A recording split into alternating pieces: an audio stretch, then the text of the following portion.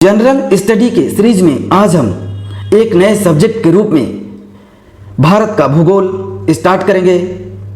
यह content NCERT के 6 से 12 तक की पुस्तकों का गहन अध्ययन के बाद तैयार किया गया है और यह प्रीवियस ईयर में विभिन्न प्रतियोगी परीक्षाओं में जो बार बार एग्जाम में पूछे गए प्रश्न पत्रों का गहन अध्ययन के बाद यह वाईसीटी के द्वारा तैयार किया गया है, जो कि आने वाले एग्जाम के लिए बहुत ही महत्वपूर्ण है, जैसे RRB, UPPSC, RORO, BPSC, SSC and state PSC and other competitive exam के लिए बहुत ही महत्वपूर्ण है।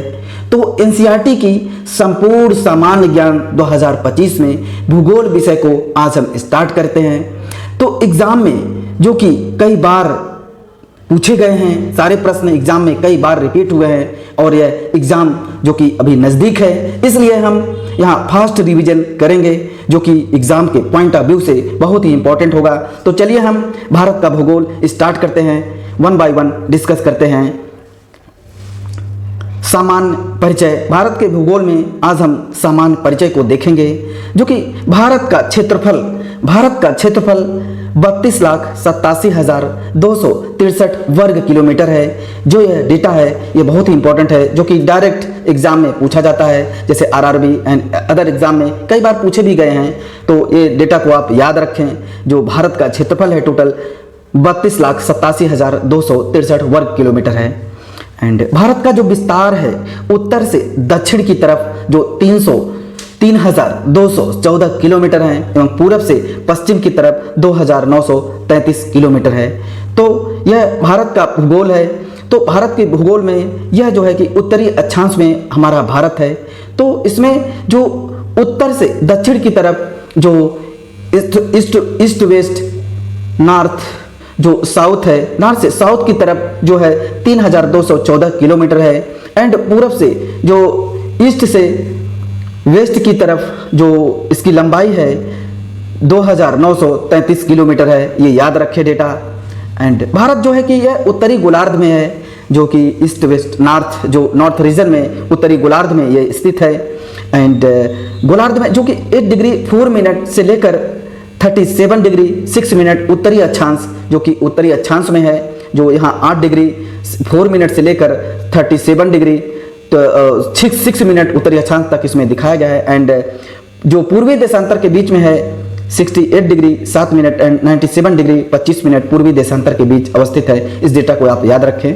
एंड भारत का विस्तार जो है कि यह उष्ण एवं उपोष्ण दोनों कटिबंधों में ये होता है। एंड भारत में कुल 28 राज्य और 8 केंद्र शासित प्रदेश हैं। भारत की जो आकृति है लगभग चतुर्भुजकार है। एंड जो भारत पृथ्वी के भूमंडल के 0.57% तथा स्थल मंडल के 2.4% क्षेत्रफल पर विस्तृत है। तो ये डेटा कई बार यूपीपीसीएस एंड अदर एग्जाम में पूछा गया है। एंड रूस, कनाडा, चीन, संयुक्त राज्य अमेरिका, ब्राज़ील और ऑस्ट्रेलिया के उपरांत जो भारत विश्व का 7वां सबसे बड़ा देश है, जो 7वां सबसे बड़ा देश है। एंड जो भारत में संपूर्ण विश्व की 17.5% जनसंख्या निवास करती है। एंड जनसंख्या के मामलों में भारत चीन के बाद विश्व में दूसरे स्थान पर है। लेकिन अभी जो भारत है चीन का स्थान भी अभी पीछे कर दिया है इस समय। तो भारत इस समय पहले स्थान पर है। एंड भारत के स्थल सीमा की कुल लंबाई 15,200 किलोमीटर है। इसके तटीय भाग की लंबाई 7,516.6 किलोमीटर तथा मुख्य भूमि की तटीय भाग की लंबाई 6,100 किलोमीटर है। जो कर्क रेखा भारत के लगभग बीचों बीच होकर गुजरती है। एंड कर्क रेखा पर स्थित जो भारत के कुल 8 राज्य हैं, ये बहुत ही इंपॉर्टेंट है। बार बार एग्जाम में पूछा गया है कि जो कर्क रेखा पर जो भारत को बीचों बीच जो काटती है, कितने राज्य जो है कि वहाँ से गुजरते हैं। तो इसमें 8 राज्य हैं, जिसमें गुजरात है, राजस्थान, मध्य प्रदेश, छत्तीसगढ़, झारखंड, पश्चिम बंगाल, त्रिपुरा और मिजोरम है। यहाँ से इंपॉर्टेंट है भारत का जो सुदूरस्थ पूर्वी बिंदु है जो किबिथु कहलाता है, जो कि अरुणाचल प्रदेश में है। एंड भारत का जो दूरस्थ पश्चिमी बिंदु है गुहार मोती है, गुजरात में है।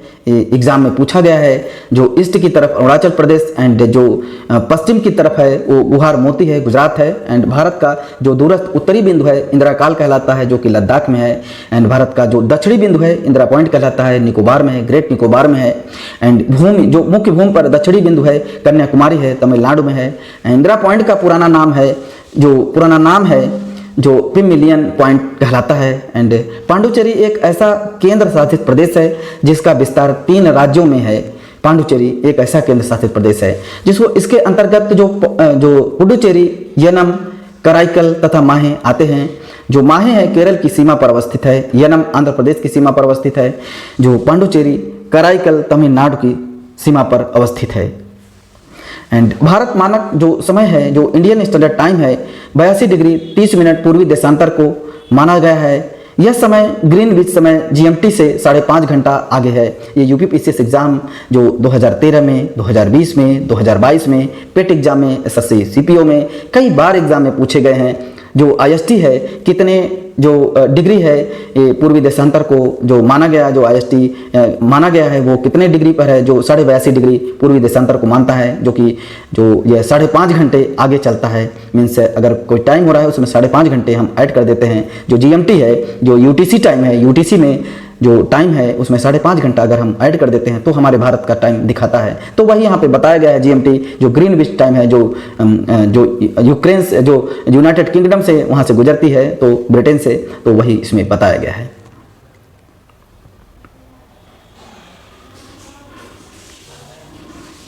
नेक्स्ट है भारत मानक समय जो इंडियन स्टैंडर्ड टाइम है 82.5 डिग्री उत्तर प्रदेश, मध्य प्रदेश, छत्तीसगढ़, उड़ीसा तथा आंध्र प्रदेश 5 राज्यों से होकर गुजरती है। तो भारत में भी एक मानक समय रेखा यहाँ पे निर्धारित किया गया है, तो वह 82.5 डिग्री है। तो ये जो राज्य हैं 5 राज्यों से होकर गुजरता है। कई बार एग्जाम में पूछा गया है कि कितने राज्यों से होकर गुजरता है जो IST है। उत्तर प्रदेश, मध्य प्रदेश, छत्तीसगढ़, उड़ीसा तथा आंध्र प्रदेश 5 राज्यों से होकर गुजरती है। तो 82.5 डिग्री जो पूर्वी देशांतर रेखा है उत्तरी प्रदेश के नैनी से होकर गुजरती है, जो अभी ये यहाँ पे दिया गया है। जो उत्तर प्रदेश के नैनी इलाहाबाद में है वहाँ से होकर गुजरती है। अभी ये जो यहाँ पे अब दिखाया गया है, लेकिन अभी ये सोनभद्र से होकर उसमें जो डेटा के नए डेटा के अनुसार इसमें दिया गया है, जो कि सोनभद्र से होकर यहाँ पे गुजरती है, नैनी से होकर गुजरती है, यहाँ पे दिखाया गया है। बट भारत के बृहद अक्षांशी विस्तार के कारण गुजरात से जो अरुणाचल प्रदेश से स्थानीय समय में लगभग 2 घंटे का अंतर पाया जाता है। तो 2 घंटे का जो गुजरात से अरुणाचल प्रदेश के समय में जो 2 घंटे का अंतर पाया जाता है। तो भारत के 7 पूर्वोत्तर राज्यों को भारत की 7 बहन राज्यों के नाम से जाना जाता है। इसमें हम देखते हैं 7 सिस्टर जो स्टेट्स हैं, इसमें देखते हैं। इसके अंतर्गत मिजोरम, त्रिपुरा, मेघालय, मणिपुर, नागालैंड, असम, अरुणाचल प्रदेश आते हैं। और गुजरात राज्य के भारत की सबसे लंबी मुख्य भूतटीय रेखा है। ये UPPCS एग्जाम में पूछा गया है।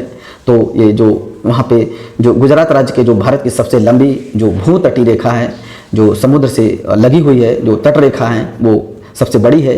तो UPPCS पूरी 2018, NTPC 2021, RRB NTPC 2020 में एग्जाम में पूछे गए हैं। यहाँ पे कुछ इंपॉर्टेंट तटीय रेखा के बारे में हम देख लेते हैं। अंडमान निकोबार द्वीप समूह का जो तटीय रेखा है किलोमीटर में यहाँ पे दिया है 1962 किलोमीटर, गुजरात में 1214 किलोमीटर, एंड आंध्र प्रदेश 973.7, तमिलनाडु यहाँ पे दिया है, महाराष्ट्र दिया है, एंड उड़ीसा दिया है, कर्नाटक, बंगाल की 157.7, and Lakshadweep, Goa, Pondicherry, Daman and Deep 42.5 kilometre जो तटीय रेखा है। चलिए यहाँ पे हम भारत के कुछ पड़ोसी देश देखते रहते हैं। भारत की सीमाएं जो प्राकृतिक एवं मानव निर्मित दोनों प्रकार की हैं, जो सीमाएं हैं। तो भारत की स्थलीय सीमा 7 देशों से लगती है। ये SSC MTS एग्जाम में पूछा गया है। जो भारत की जो स्थलीय सीमा है 7 देशों से लगती है, ये पूछा गया है। तो इसमें 7 देश देख लेते हैं। भारत की स्थलीय सीमा जो है उत्तर में चीन, नेपाल, पश्चिम में पाकिस्तान, उत्तर पश्चिम में अफगानिस्तान, उत्तर पूर्व में भूटान, एंड पूर्व में बांग्लादेश एंड म्यांमार से मिलती है। तो एग्जाम में पूछा गया है, इसको याद रखिए। त्रिपुरा तथा बांग्लादेश की सीमा को शून्य रेखा की उपमा प्रदान की गई है। जो त्रिपुरा एवं बंगाल की बांग्लादेश की सीमा रेखा को शून्य रेखा के नाम से जाना जाता है। नेक्स्ट है भारत के 9 राज्यों और 4 केंद्र शासित प्रदेशों की सीमा समुद्र से लगती है। भारत के लगभग 15,106 किलोमीटर थल सीमा पड़ोसी देशों के साथ गुजरती है। जुड़ी हुई है। भारत अपनी सबसे लंबी भू सीमा बांग्लादेश के साथ साझा करती है। एसएससी एमटीएस एग्जाम में पूछा गया है, कई बार एग्जाम में, एसएससी जेई में, यूपीपीएससी जूनियर असिस्टेंट में, आरआरबी एनटीपीसी में पूछा गया है 2021 में। तो आप इस पॉइंट को याद रखें, भारत अपनी सबसे लंबी भू सीमा बांग्लादेश के साथ साझा करती है। तो भारत के 7 पड़ोसी देश हैं जिनकी सीमाएं लंबाई यहाँ पे दिया गया है। बांग्लादेश इसके 7 राज्य हैं, जो इसमें राज्य हैं असम है, मिजोरम, मेघालय, त्रिपुरा, पश्चिम बंगाल है। चीन के साथ जो लद्दाख है, उत्तराखंड, हिमाचल प्रदेश, सिक्किम, अरुणाचल प्रदेश है 3917 किलोमीटर। एंड पाकिस्तान के साथ जो देश है उसके साथ हमारे जो राज्य हैं जम्मू कश्मीर है एंड लद्दाख हैं, पंजाब, राजस्थान, गुजरात इससे जुड़े हुए हैं, जो जिसकी सीमा रेखा की जो तटीय जो लंबाई है 3310 किलोमीटर है। नेपाल के साथ बिहार भी है, उत्तर प्रदेश भी है, उत्तराखंड, सिक्किम, पश्चिम बंगाल है।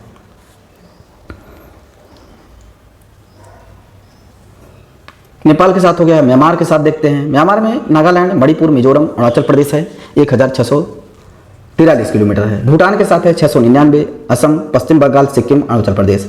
अफगानिस्तान के साथ केवल एक ही है जो लद्दाख है एंड 106 किलोमीटर। एक से अधिक देशों की सीमा को स्पष्ट करने वाले राज्य जो प्रदेश हैं उसमें हम देख लेते हैं। जो लद्दाख है पाकिस्तान, अफगानिस्तान, चीन है। मिजोरम है, मिजोरम, बांग्लादेश, म्यांमार, असम, बांग्लादेश, भूटान, अरुणाचल प्रदेश, चीन, म्यांमार, भूटान, उत्तराखंड, चीन, नेपाल, पश्चिम बंगाल, बांग्लादेश, नेपाल, भूटान है। सिक्किम है, चीन, नेपाल, चीन, भूटान है। भारत के कुल 16 राज्य हैं जो 2 केंद्र शासित प्रदेश हैं, पड़ोसी देशों की असली सीमा से लगती हैं। बांग्लादेश, म्यांमार, पाकिस्तान की सीमा भारत के जल एवं स्थल दोनों सीमाओं से लगती है। पाकिस्तान और भारत के मध्य स्थित सीमा अध्यारोपित सीमा का उदाहरण है, जो कि भारत के समुद्री सीमा से संबंधित देश जो यहाँ पे दिए हैं। जो भारत की समुद्री सीमा से जो देश हैं मालदीव है एंड म्यांमार है, बांग्लादेश, इंडोनेशिया, श्रीलंका, थाईलैंड, पाकिस्तान है।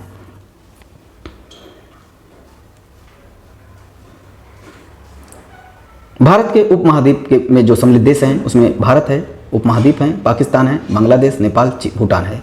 भारत एक पाकिस्तान के बीच रेड क्लिप रेखा है। भारत और पाकिस्तान के बीच जो लाइन खींची गई है उसे रेड क्लिप कहते हैं। इसका निर्धारण वर्ष 1947 में सर जे रेड क्लिप ने किया था। UP constable, RRB, NTPC exam में पूछे गए हैं।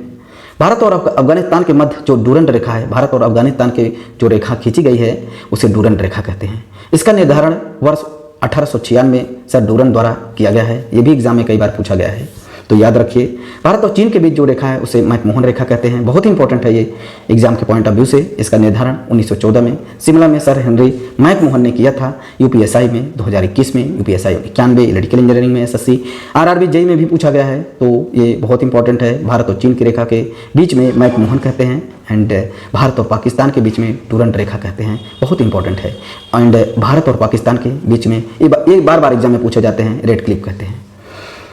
जो पटकाई की पहाड़ियाँ जो भारत के म्यांमार से अलग करती हैं, जो पटकाई की पहाड़ियाँ हैं भारत को म्यांमार से अलग करती हैं। जो भारत है म्यांमार से कुछ पहाड़ियाँ हैं वहाँ पर, वो पटकाई पहाड़ियाँ कहलाती हैं। भारत और नेपाल के मध्य जो काली नदी सीमा बनाती है, ये काली नदी है भारत और नेपाल के बीच जो सीमा रेखा बनाती है। श्रीलंका और पाक जल डमरू मध्य द्वारा भारतीय मुख्य भूभाग से पृथक होती है, जल डमरू मध्य द्वारा। एंड भारत की प्रादेशिक जो जल सीमा तट है 12 समुद्री मील की दूरी तक है। इस क्षेत्र का भारत का संपूर्ण अधिकार है। जो प्रादेशिक जल सीमा से आगे तट रेखा से 24 समुद्री मील की दूरी संलग्न क्षेत्रमंडल कहलाते हैं। एंड मतलब 24 समुद्री मील तक जो है वो संलग्न क्षेत्रमंडल कहलाते हैं। जो उससे जो रिलेटेड है क्षेत्र है आगे 200 समुद्री मील तक दूरी को अनन्य आर्थिक क्षेत्र कहलाते हैं EEZ से। क्षेत्रफल के अनुसार भारत शीर्ष बड़े राज्य क्रमशः राजस्थान, मध्य प्रदेश, महाराष्ट्र, उत्तर प्रदेश तथा गुजरात है। एंड क्षेत्रफल के अनुसार भारत के सबसे छोटे राज्य क्रमशः गोवा, सिक्किम, त्रिपुरा है, जो कि एग्जाम में कई बार पूछे गए हैं। क्षेत्रफल के अनुसार बड़े संघ शासित क्षेत्र क्रमशः लद्दाख, जम्मू और कश्मीर है तथा अंडमान निकोबार द्वीप समूह है। क्षेत्रफल के अनुसार छोटे संघ शासित क्षेत्र हैं क्रमशः लक्षद्वीप, चंडीगढ़ तथा पुडुचेरी है। चलिए, यहाँ पे संघ शासित प्रदेश हैं और उनकी राजधानियों के बारे में बताया गया है, जो कि बहुत ही इंपॉर्टेंट है। अंडमान निकोबार द्वीप समूह की जो राजधानी है पोर्ट ब्लेयर है। चंडीगढ़ की चंडीगढ़ है। दादर और नगर हवेली एवं दमन एवं दीव की दमन है। दिल्ली की नई दिल्ली है। जम्मू कश्मीर की श्रीनगर गर्मी में और जम्मू सर्दी में। लक्षद्वीप की कवारती है। एंड पुडुचेरी की पौंडीचेरी, लद्दाख की लेह है। बहुत ही इंपॉर्टेंट है राजधानी। चलिए हम राज्यों की राजधानी के बारे में देख लेते हैं। आंध्र प्रदेश की राजधानी अमरावती, तेलंगाना की राजधानी हैदराबाद, अरुणाचल प्रदेश की राजधानी ईटानगर, असम की राजधानी दिसपुर, बिहार की राजधानी पटना, उत्तराखंड की राजधानी देहरादून, उत्तर प्रदेश की राजधानी लखनऊ, हरियाणा की राजधानी चंडीगढ़, राजस्थान की राजधानी जयपुर, पंजाब की चंडीगढ़। देखिए यहाँ पे चंडीगढ़, हरियाणा और पंजाब की राजधानी चंडीगढ़ है। झारखंड की रांची है, गुजरात की गांधीनगर, केरल की तिरुवनंतपुरम, तमिलनाडु की चेन्नई, कर्नाटक की बेंगलुरु, उड़ीसा की भुवनेश्वर, मध्य प्रदेश की भोपाल, गोवा की पणजी, महाराष्ट्र की मुंबई, छत्तीसगढ़ की रायपुर, पश्चिम बंगाल की कोलकाता, नागालैंड की कोहिमा, याद रखिए नागालैंड की कोहिमा है, मणिपुर की इम्फाल है, सिक्किम की गंगटोक, मिजोरम की आइजोल, इंपॉर्टेंट है मिजोरम की आइजोल, एंड त्रिपुरा की अगरतला, मेघालय शिलांग, त्रिपुरा की राजधानी कई बार एग्जाम में पूछा गया है, मेघालय की शिलांग, एंड हिमाचल प्रदेश की राजधानी भी पूछा गया है कई बार एग्जाम में, हिमाचल प्रदेश है। चलिए कुछ और भारत का भौतिक स्वरूप हम देख लेते हैं। यहाँ पे हम केवल जो है कि ये क्विक रिवीजन है जो कि एग्जाम अभी नज़दीक हैं, जो कि एग्जाम में पूछे गए हैं, बार बार एग्जाम में यहीं से क्वेश्चन स्टक करेंगे, डायरेक्ट यहीं से स्टक करेंगे। अगर आपने यह वीडियो 2 से 3 बार देख लिया तो भूगोल में आप बहुत अच्छी पकड़ बना सकते हैं और जो आने वाले एग्जाम है उसमें बहुत अच्छा स्कोर कर सकते हैं। तो आप इस वीडियो को 2 से 3 बार जरूर देखिए जो भारत का। चलिए भौतिक स्वरूप के बारे में देख लेते हैं। तो जो उच्चावची विशेषताओं अपर्दन जो प्रक्रमों के आधार पर भारत को 4 भागों में बांटा गया है। उत्तर का पर्वतीय क्षेत्र, प्रादीपी पठार एंड उत्तर भारत का बृहद मैदान, तटीय मैदान एंड द्वीप समूह में विभाजित किया गया है।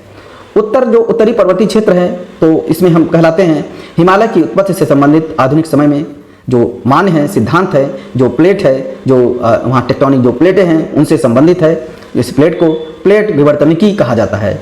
एंड विभिन्न भूवैज्ञानिकों के मतानुसार हिमालय पर्वत जहाँ है वो अवस्थित है, वहाँ पे टेथिस नामक एक उथला समुद्र था।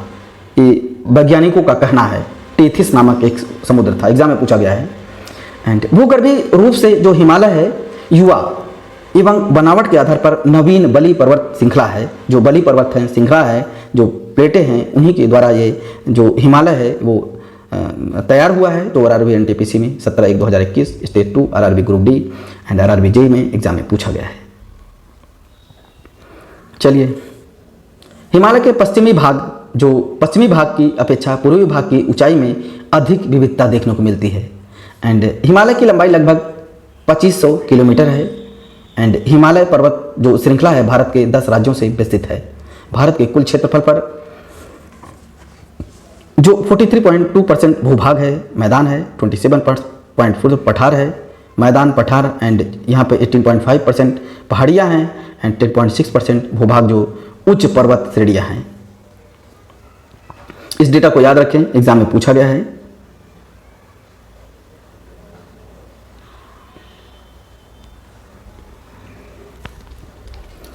एंड निर्माण एंड आज जो बलि है पर्वत हैं तीव्रता के आधार पर हिमालय का विभाजन हुआ है।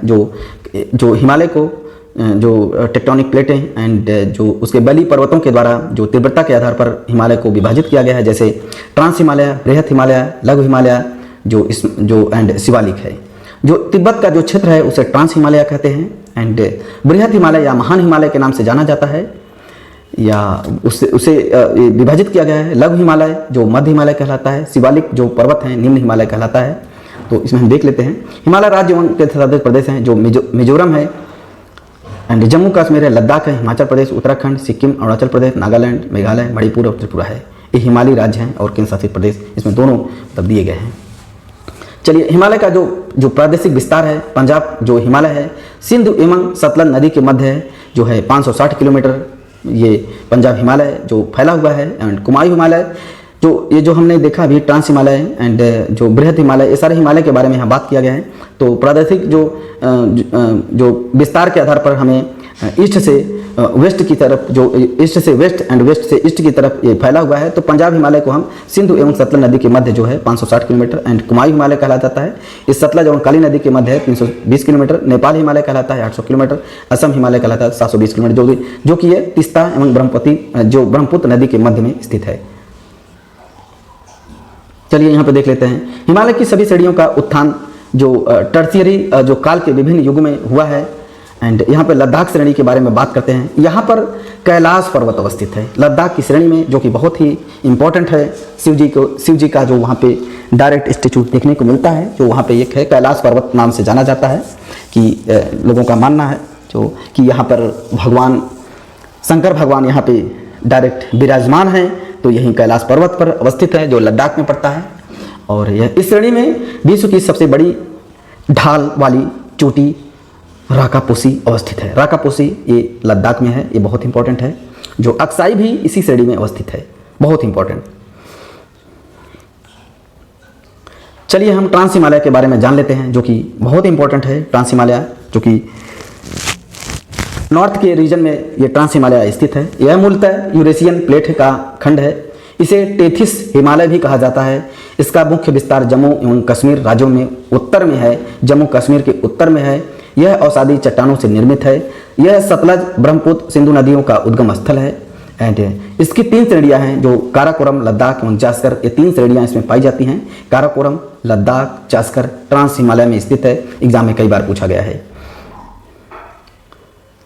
जो काराकोरम श्रेणी है भारत की सबसे ऊंची चोटी, जो माउंट केटू के नाम से जाना जाता है, या गाडविन आस्तीन के नाम से, जिसका 8,611 मीटर स्थित है काराकोरम श्रेणी में। एंड ये ट्रांस हिमालय में आता है। केटू दुनिया की दूसरी सबसे ऊंची चोटी है केटू। एंड काराकोरम श्रेणी की एशिया की रीढ़ भी कहा जाता है, जहां जाफरान की खेती की जाती है। एंड लेह, जास्कर एवं लद्दाख पर्वत श्रेणियों में मध्य अवस्थित है। एंड इस हिमालय में मीठे पानी की झील बुलर एवं डल झील अवस्थित है। जो डल झील है ये जम्मू कश्मीर में है। एंड ये खारे पानी की जो झील है, ये जो पैगांग झील एवं सुमुरीरी झील भी स्थित है। एंड ट्रांस हिमालय में बृहत हिमालय से जो सचर जोन है, जो सचर जोन या हिंद लाइन है, जो हिंगे नाम से जाना जाता लाइन से द्वारा अलग करती है ट्रांस हिमालय और बृहत हिमालय को।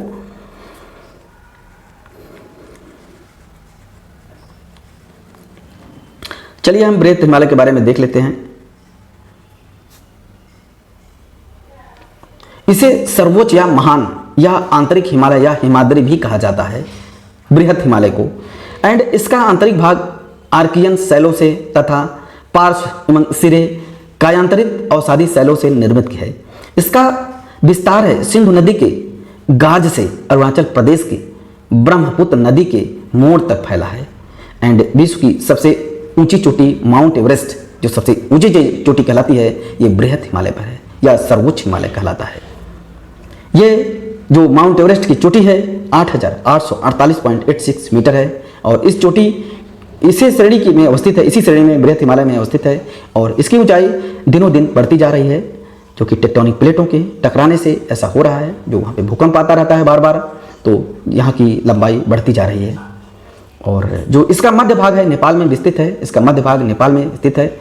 जो कंचनजंगा जो है कि 8,598 मीटर, मकालू पर्वत जो है कि 8,481 मीटर, धौलागिर 8,172 मीटर, अन्नपूर्णा 8,078 मीटर आदि सारे पर्वत इसी श्रेणी में अवस्थित है बृहत हिमालय में। बहुत इंपॉर्टेंट, कंचनजंगा बृहत हिमालय में है। और इस श्रेणी के मध्य भाग में गंगा, यमुना और उसकी सहायक नदियों का उद्गम स्थल है। एंड बृहत हिमालय मध्य हिमालय से मेन सेंट्रल थ्रस्ट द्वारा अलग होता है। चलिए लघु या मध्य हिमालय के बारे में देखते हैं। लघु या मध्य हिमालय इसको कहते हैं। तो इसका विस्तार महान हिमालय के दक्षिण तथा शिवालिक हिमालय के उत्तर में उसके समानांतर में है। इसका पश्चिमी विस्तार पीर पंजाल श्रेणी है। इस श्रेणी में पीर पंजाल जो लघु हिमालय की सबसे लंबी पर्वतमाला है, धौलाधर एंड मसूरी, नागटिबा एवं महाभारत श्रेणियाँ अवस्थित है। एंड इन श्रेणियों का जो चक्रावता, जो मसूरी, नैनीताल है, रानीखेत है, अल्मोड़ा है, दार्जिलिंग है, डलहौजी है, नगर स्थित है। जो कि ये जो दार्जिलिंग है ये भी यह मध्य हिमालय में है या लघु हिमालय कहलाता है। इन श्रेणियों को कोड़धारी वन मिलते हैं, जो ढालों एवं छोटे छोटे घास के मैदानों पाए जाते हैं, जिन्हें कश्मीर में मर्ग, उत्तराखंड में बुग्याल एंड पयार और मध्यवर्ती भाग में द्वार एंड दून कहते हैं। गंगोत्री, जो यमुनोत्री, केदारनाथ, बद्रीनाथ इसी श्रेणी में है, मतलब लघु हिमालय में है।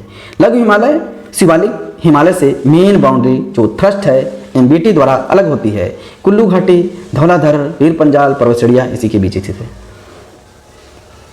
चलिए शिवालिक के बारे में देख लेते हैं। शिवालिक जो है कि ये पर्वत जो है यह हिमालय की सबसे नवीनतम एवं बाहरी श्रेणी है। इसे उप हिमालय एवं बाह्य हिमालय भी कहते हैं। शिवालिक की औसत 900 से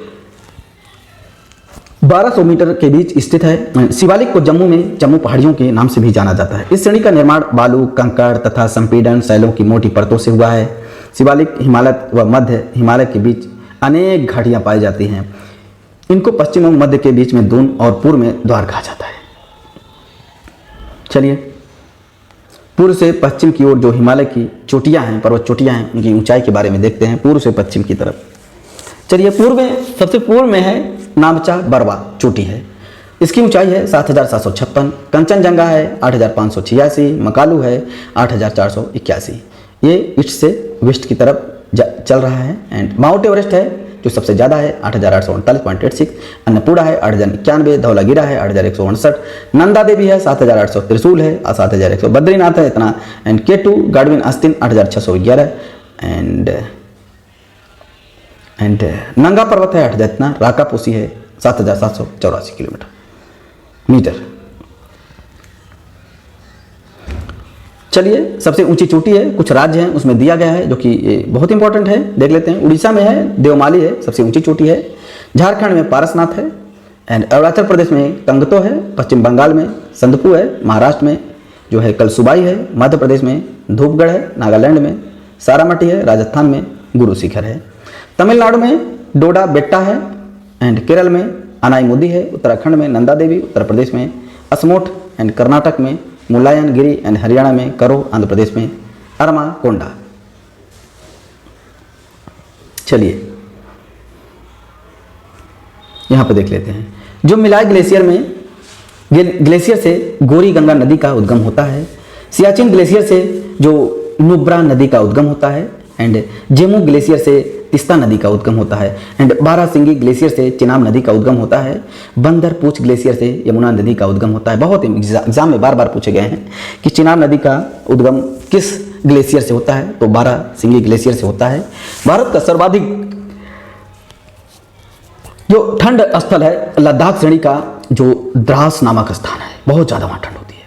विश्व का सबसे बड़ा ग्लेशियर ध्रुवीय क्षेत्र के बाहर पामीर क्षेत्र जो ताजिकिस्तान में अवस्थित है, जिसका नाम फेडचेंको ग्लेशियर है। हिमालय पर्वत की जो श्रेणी है अराकानयोमा म्यांमार में स्थित है। और जो प्रमुख हिमनद है जो सियाचिन हिमनद है ये काराकोरम है। इसकी लंबाई है जो 76 किलोमीटर। गंगोत्री उत्तराखंड में 30 किलोमीटर। जेमू जो सिक्किम नेपाल है। एंड ससाइनी काराकोरम 70.85 किलोमीटर है जो हिमनद है। एंड मिलाय है उत्तराखंड में है 15 किलोमीटर। दियामीर है कश्मीर में है 11 किलोमीटर। सोना पानी जो ग्लेशियर है पीर पंजाल का सबसे बड़ा हिमनद है। एंड हिमालय के हिमनदों की पिघलने की गति सर्वाधिक है। एंड तिरिच मीर जो हिंदू कुश पर्वत की सबसे ऊंची चोटी है। भारत के कुछ प्रमुख दर्रों के बारे में देखते हैं। जो दर्रे होते हैं जो दो पहाड़ियों को बीच के स्थान जिससे आवागमन जो आराम से हो सकता है उसे ही दर्रा कहते हैं। जो जैसे दो श्रेणियाँ हैं इसके बीच से हम जा सकते हैं, तो ये चीज़ें यहाँ पे दिया गया है। जो भारत के जो प्रमुख दर्रे हैं, किसी पर्वत अथवा पहाड़ी में जो स्थित निचला भाग है जिसे होकर स्थल मार्ग गुजरता है उसे दर्रा कहते हैं, यहाँ बताया गया है। काराकोरम दर्रा 5,664 मीटर है, भारत का सबसे ऊंचा दर्रा है। यह लद्दाख केंद्र शासित प्रदेश में अवस्थित है। जोजिला दर्रा भी केंद्र शासित प्रदेश लद्दाख में अवस्थित है। यह जास्कर श्रेणी में स्थित है। इसे श्रीनगर से लेह को मार्ग को जोड़ता है। यूपीपीसीएस एग्जाम में पूछा गया है एंड कई बार एग्जाम में पूछा गया है, बहुत इंपॉर्टेंट है। जो जोजिला दर्रा पूछा जाता है कहाँ पर स्थित है। एंड पीर पंजाल भी पूछा गया है। पीर पंजाल जो दर्रा है जम्मू कश्मीर राज्य में स्थित है। इस दर्रे से कुल गांव से कोठी जाने का मार्ग गुजरता है। एंड बुर्जिला दर्रा श्रीनगर में गिलगित से जुड़ता है। एंड बनिहाल दर्रा पीर पंजाब श्रेणी में स्थित है। इस दर्रे से जम्मू से श्रीनगर जाने का मार्ग गुजरता है तथा जवाहर सुरंग भी इसी दर्रे में स्थित है। इस दर्रे कश्मीर घाटी की बाहरी जो हिमालय और दक्षिण में मैदानी इलाकों से जुड़ता है। एंड जो भोर घाट दर्रा है पश्चिमी घाट के शिखर पर स्थित है और मुंबई को पुणे से जोड़ता है। ये एग्जाम में पूछा गया है कि यह कश्मीरी घाट को बाहरी जो हिमालय और दक्षिण में मैदानी इलाकों में जोड़ता है। SSC CHSL and SSC CHSL 2021-22 exam में पूछा गया है, कई बार एग्जाम में पूछे गए हैं। तो सिपकिला दर्रा हिमाचल प्रदेश के जास्कर श्रेणी में स्थित है। यह दर्रा शिमला को तिब्बत से जोड़ता है। सतलज नदी इसी दर्रे पर सहारे भारत में प्रवेश करती है। चलिए नेक्स्ट है जो लुंग लाचा दर्रा लेह को मनाली से जोड़ता है। एंड डोंगिकिया दर्रा है सिक्किम राज्य में स्थित है। इस दर्रे से इसके पास भारत की सबसे ऊंचाई पर अवस्थित झील जो चोलामू अवस्थित है। हिमाचल प्रदेश राज्य में स्थित रोहतांग दर्रा कुल्लू घाटी को एंड लाहौली स्पीति घाटी से जोड़ता है। RRB NTPC, RRB group D. Arunachal Pradesh में स्थित जो दीफू दर्रा है भारत, चीन और म्यांमार की त्रिसंधि का निर्माण करती है। यह मैकमोहन सीमा रेखा पर अवस्थित है। SSC-GD, RRB NTPC. जो नाथुला दर्रा है सिक्किम राज्य में स्थित है। यह सिक्किम और तिब्बत स्वायत्त क्षेत्र को जोड़ता है। चुम्बी नदी इस दर्रे पर होकर गुजरती है। यूपीएसआई 2021, आरआरबी ग्रुप डी 2022 में पूछा गया है। माना दर्रा उत्तराखंड राज्य में है। इस दर्रे में जो देवताल झील है जिसके सरस्वती नदी निकलती है। एंड बोमडिला दर्रा अरुणाचल प्रदेश में अवस्थित है। इस दर्रे से त्वांग घाटी से होकर तिब्बत जाने का रास्ता है। चलिए, जो गोमल, मकरान, खैबर, कुर्रम तथा बोलन दर्रे पाकिस्तान में अवस्थित हैं। एंड कुछ केंद्र शासित जो प्रदेश हैं और उसके दर्रे हैं यहाँ पे देख लेते हैं। राजस्थान में जो राज्य हैं, जो वहाँ पे दर्रा है एक जो जिसका नाम है गोरान घाट। एंड केरल में पालघाट, सेनकोट्टा। And Sikkim Nathula, Jelepla and Donkia. महाराष्ट्र में थालघाट, भोरघाट, अंबा घाट। हिमाचल प्रदेश में सिपकिला, बड़ा लच्चा, रोहतांग दर्रे हिमाचल प्रदेश में। एग्जाम में बार बार पूछे गए हैं कि सिपकिला एंड बड़ा लच्चा, रोहतांग दर्रा कहाँ पे है, तो हिमाचल प्रदेश। उत्तराखंड में है नीति, माना, लिपुलेख एंड मुलिंगला एंड मंगसा दुरा। एंड जम्मू कश्मीर में बनिहाल दर्रा, पीर पंजाल दर्रा, बुरजिल दर्रा पूछा गया है। लद्दाख में जो खारदुगला एंड चांगला, काराकोरम, जुजिला दर्रा लद्दाख में है। एंड मणिपुर में तुजू, अरुणाचल प्रदेश में बोमडिला, एग्जाम में पूछा गया है बोमडिला दर्रा कहाँ स्थित है, अरुणाचल प्रदेश में। एंड दीपू जो पांगसाड यहीं पे है। जो कुछ प्रायद्वीपी जो पठार हैं इसके बारे में देख लेते हैं। जो प्रायद्वीपी पठार हैं यह अत्यधिक घर्षित प्राचीनी पठार भाग है। यह गोंडवाना भूमि का भाग है जो आर्कियन काल के चट्टानों से निर्मित है। जो प्रायद्वीपी पठार आग्नेय तथा रूपांतरित शैलों वाली कम ऊंचाई पहाड़ियों एवं चौड़ी घाटियों से बना है। इसकी आकृति त्रिभुजाकार है। यह भारत उपमहाद्वीप का सबसे प्राचीनतम जो भूखंड है। इसका विस्तार 16 लाख वर्ग किलोमीटर है प्रायद्वीपी पठार का। जो प्रायद्वीपी पठार है दो भागों में बांटा गया है। जो मध्यवर्ती उच्च भूमि है दक्कन का पठार है।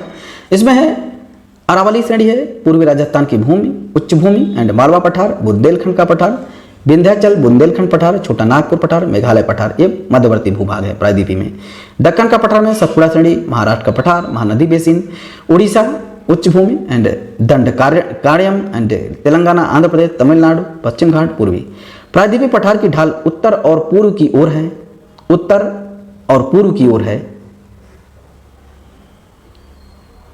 जिसका स्पष्टीकरण सोन, चंबल और दामोदर नदियों के द्वारा होता है। ये नदियां हमेशा उत्तर से पूर्व की ओर बहती हैं। तो इसमें दिखाया गया है जो ढाल है प्रायद्वीपी पठार की जो ढाल है इसमें दिखाया गया है, बताया गया है। एंड दक्षिण जो भाग में जो दक्षिणी भाग है इसका ढाल पश्चिम से पूर्व दिशा की ओर है। मीन्स पश्चिम से पूर्व की दिशा की ओर में इसमें दिखाया गया है जिससे इसका स्पष्टीकरण करता है। महानदी, गोदावरी, कृष्णा और कावेरी नदियां हैं जो कि पश्चिम से पूर्व की तरफ वो नदियां जो हैं ये आके गिरती हैं बंगाल की खाड़ी की तरफ या नदी में। यह सतपुड़ा जो है अरावली, भारनेर, कैमूर एवं राजमहल और शिलांग की पहाड़ियां इस पठार के उत्तरी छोर पर अवस्थित हैं। एंड भारतीय जो प्रायद्वीपी हैं एवं मेघालय पठार मालदा गैप द्वारा पृथक होते हैं। मालदा गैप को गारो राजमहल गैप भी कहा जाता है। प्रायद्वीपी पठार की ऊंचाई 6000 से 9000 मीटर है। यह क्षेत्रफल की दृष्टि से भारत का सबसे बड़ा भौतिक क्षेत्रफल है। विवर्तन की दृष्टि से काफ़ी शांत रहने का कारण प्रायद्वीपी क्षेत्र में भूकंप आने की संभावना न के बराबर रहती है। जो प्रायद्वीपी क्षेत्र हैं जो वहाँ पे जो भूकंप है वहाँ पे न आने की संभावना, वहाँ पे कोई भूकंप नहीं आता क्योंकि वहाँ के कोई टेक्टोनिक प्लेटें ही नहीं है तो वहाँ भूकंप नहीं आती हैं। अरावली पर्वत के बारे में देख लेते हैं। यह भारत की सबसे पुरानी पर्वत श्रेणी है। एग्जाम में पूछा गया है अरावली पर्वत ये सबसे पुरानी श्रेणी है। SSC JE, SSC stenographer 2021। इसका निर्माण पूरा जो है कि ये कैम्ब्रियन, यूगीन, क्वार्टजाइथनीज तथा शिष्ट शैलों से हुआ है। यह भारत का प्राचीनतम पर्वत है अरावली। इसका विस्तार गुजरात, हरियाणा, राजस्थान, दिल्ली में है अरावली पर्वत। इसके पश्चिम की ओर से लूनी एवं महाई नदी का उद्गम स्थल है। अरावली पर्वत सबसे पुराना पर्वत है। एंड इसका सर्वोच्च चोटी शिखर 1722 मीटर है, माउंट आबू की पहाड़ियों में स्थित है। एग्जाम में पूछा गया है। SSC CH SSC stenographer, UP triple SC PET and RRB NTPC 17/6/2022 21-22 हमेशा एग्जाम में पूछे गए हैं। अरावली पहाड़ी की जो ये एग्जाम में जो आरआरबी के होने वाले हैं वहाँ से 100% पूछा जाएगा। अरावली पहाड़ियों की उदयपुर के पश्चिम में जरगा पहाड़ी एंड टोडगढ़ के निकट मारवाड़ी की पहाड़ी, अलवर के आसपास हर्षनाथ पहाड़ी तथा उत्तर में दिल्ली रिज के नाम से भी जाना जाता है। एंड मालवा का पठार जो है इसका विस्तार राजस्थान एवं मध्य प्रदेश तथा गुजरात राज्य में है। यह अरावली एवं विंध्य श्रृंखलाओं के मध्य में अवस्थित काली मिट्टी का समप्राय मैदान है। इसकी ढाल गंगा घाट की ओर है। यह चंबल तथा बेतवा नदी का उद्गम स्थल है। मालवा पठार पर जो उर्मिल मैदान पाए जाते हैं जिनमें कहीं कहीं चपटी पहाड़ियाँ भी मिलती हैं। बुंदेलखंड एवं विंध्याचल का पठार है, देख लेते हैं। विंध्याचल सर्वाधिक पुरानी तथा घर्षित मुर्दार पर्वत श्रेणी है। यह मालवा पठार के दक्षिण में स्थित है। यह उत्तरी भारत के दक्षिण भारत में अलग करती है एंड यह पूर्वी की ओर विंध्य श्रेणी जैसे कैमूर एंड भांडेर श्रेणी के रूप में फैली है। इसकी ऊंचाई जो है 700 से 1200 मीटर के बीच है। मालवा पठार का उत्तरी पूर्वी भाग बुंदेलखंड एंड बघेलखंड पठार है। इसकी ऊंचाई 300-600 मीटर है। यह पठार ग्वालियर पठार तथा विंध्याचल श्रेणी के मध्य फैला है। छोटा नागपुर का पठार देख लेते हैं। छोटा नागपुर ये झारखंड पड़ता है। छोटा नागपुर पठार खनिज भंडार की दृष्टि से बहुत ही इंपॉर्टेंट है। इस पठार का विस्तार पश्चिम बंगाल झारखंड राज्य में है। छोटा नागपुर पठार भारत का रूर कहा जाता है। इस पठार में ढाल तीव्र स्कार्पों के रूप में पाए जाते हैं। इस कारण यह अग्र गंभीर पठार है। महानदी इसकी दक्षिणी सीमा बनाती है। सोन, स्वर्णरेखा, दामोदर महानदी इस पठार से होकर बहने वाली है। एंड मेघालय का पठार देख लेते हैं। मेघालय में जो है मेघालय का पठार प्रायद्वीपीय पठार का उत्तरी पूर्वी अग्रभाग है। यह एक समतल भूमि है जो भ्रंशन के कारण भारतीय प्रायद्वीप ये मालदा गैप द्वारा पृथक होता है। गारो, खासी, जयंतिया जो पहाड़ियाँ मेघालय राज्य में स्थित हैं, शिलांग, खासी जो पहाड़ियों पर स्थित हैं, ये जो जितनी भी जनजातियाँ हैं मेघालय के पठार पर स्थित हैं, पहाड़ियों पर। दक्कन का पठार देखते हैं। इसे शिलांग पठार भी कहा जाता है। दक्कन का पठार है। यह पठार महाराष्ट्र, उड़ीसा, छत्तीसगढ़, मध्य प्रदेश, पश्चिम बंगाल, आंध्र प्रदेश, कर्नाटक, तमिलनाडु राज्य में स्थित है। दक्कन का पठार। इस पठार का निर्माण जो क्रीटेशियस युग के ज्वालामुखी क्रिया द्वारा हुआ है। दक्कन का पठार ज्वालामुखी के द्वारा तैयार किया जो निर्माण हुआ है। दक्कन का पठार का विभाजन निम्न खंडों में किया जा सकता है।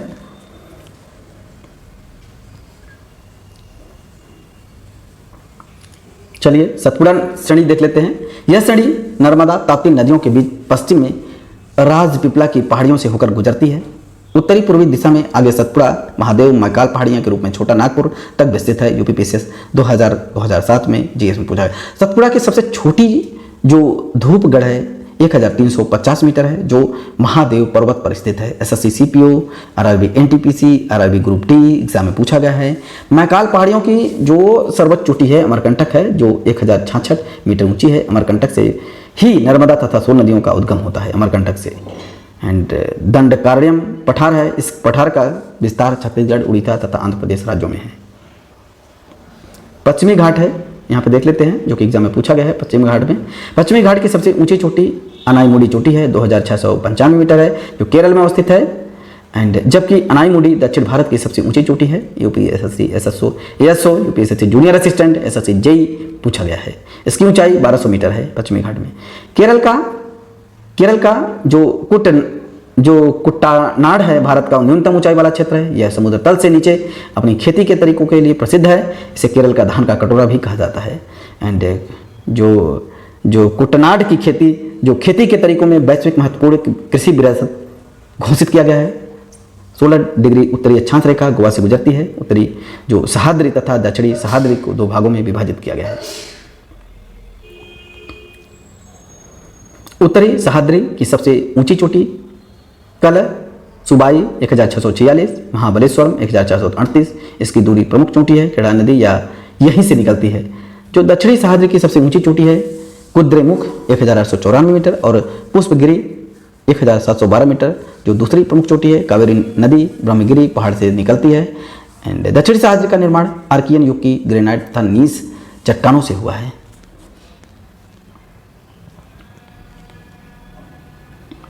पूर्वी घाटी देख लेते हैं। पूर्वी घाटी वास्तविक पर्वत के रूप में महानदी गोदावरी नदी के बीच के भूभाग है।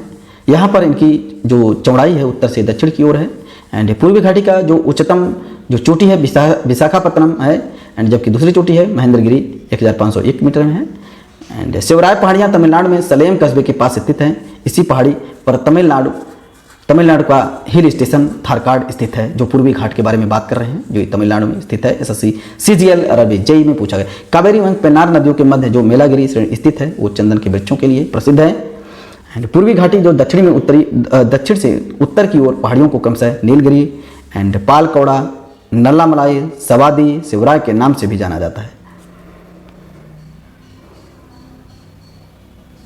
चलिए उत्तर भारत का विशाल मैदान के बारे में देख लेते हैं। उत्तर भारत का जो विशाल मैदान है, इस मैदान का निर्माण 3 प्रमुख नदियों द्वारा हुआ है, जो सिंधु नदी, गंगा नदी एवं ब्रह्मपुत्र नदी इनकी सहायक नदियों से हुआ है। यह मैदान जलोढ़ मृदा से निर्मित है। उत्तर भारत के विशाल मैदान को धरातलीय स्वरूप के रूप में जाना जाता है, जहाँ पे भाबर प्रदेश, बांगा प्रदेश, खादर प्रदेश तथा तराई क्षेत्र कहलाते हैं। बहुत इंपॉर्टेंट है। इसका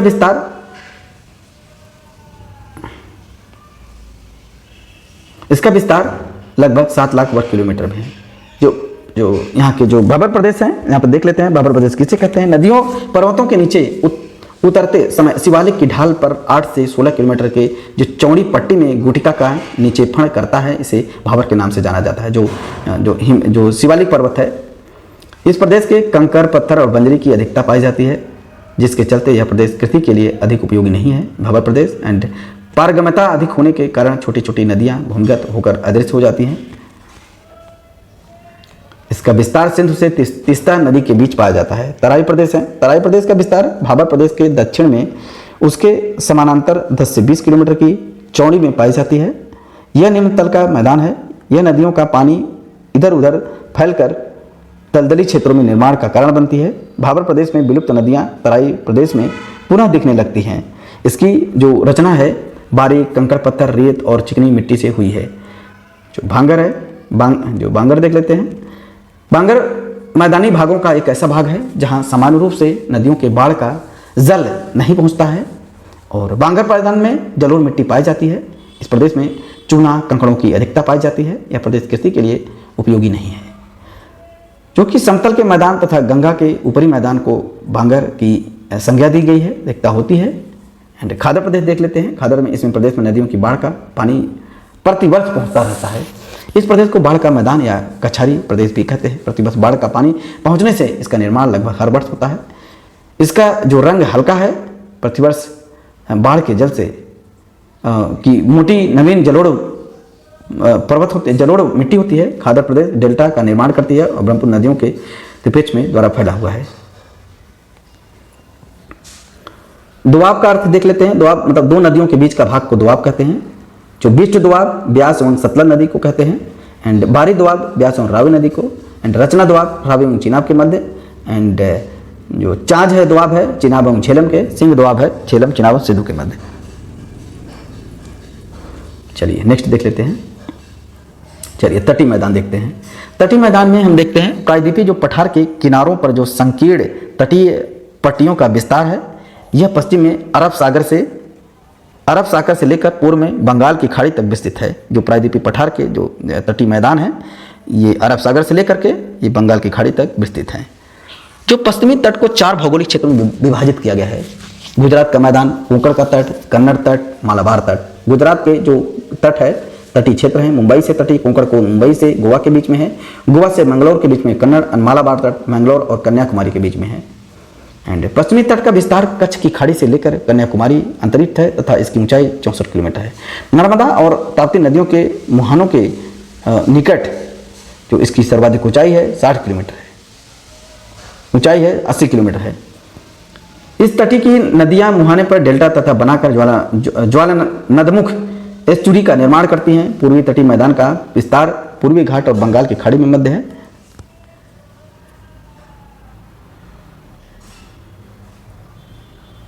पूर्वी तट को 3 लघु भू आकृतियों में विभाजित किया गया है। उत्तरी सरकार मैदान उड़ीसा, काकीनाडा का मैदान आंध्र प्रदेश, कोरोमंडल का मैदान तमिलनाडु। चलिए द्वीप समूह को देख लेते हैं। भारत में कुल 2 द्वीप समूह हैं, अंडमान निकोबार द्वीप समूह तथा लक्षद्वीप है। अंडमान निकोबार द्वीप समूह 3 भागों में विभाजित किया गया है। एंड मध्य अंडमान 1536 वर्ग किलोमीटर, उत्तरी अंडमान 1376 वर्ग किलोमीटर एंड दक्षिणी अंडमान 1211 वर्ग किलोमीटर है। अंडमान और निकोबार द्वीप समूह भारत का सबसे बड़ा द्वीप समूह है। इसमें कुल 836 छोटे बड़े द्वीप हैं, जिनमें 38 द्वीपों पर मानव बसाव करता है। बहुत ज़्यादा है, 836 छोटे बड़े द्वीप हैं।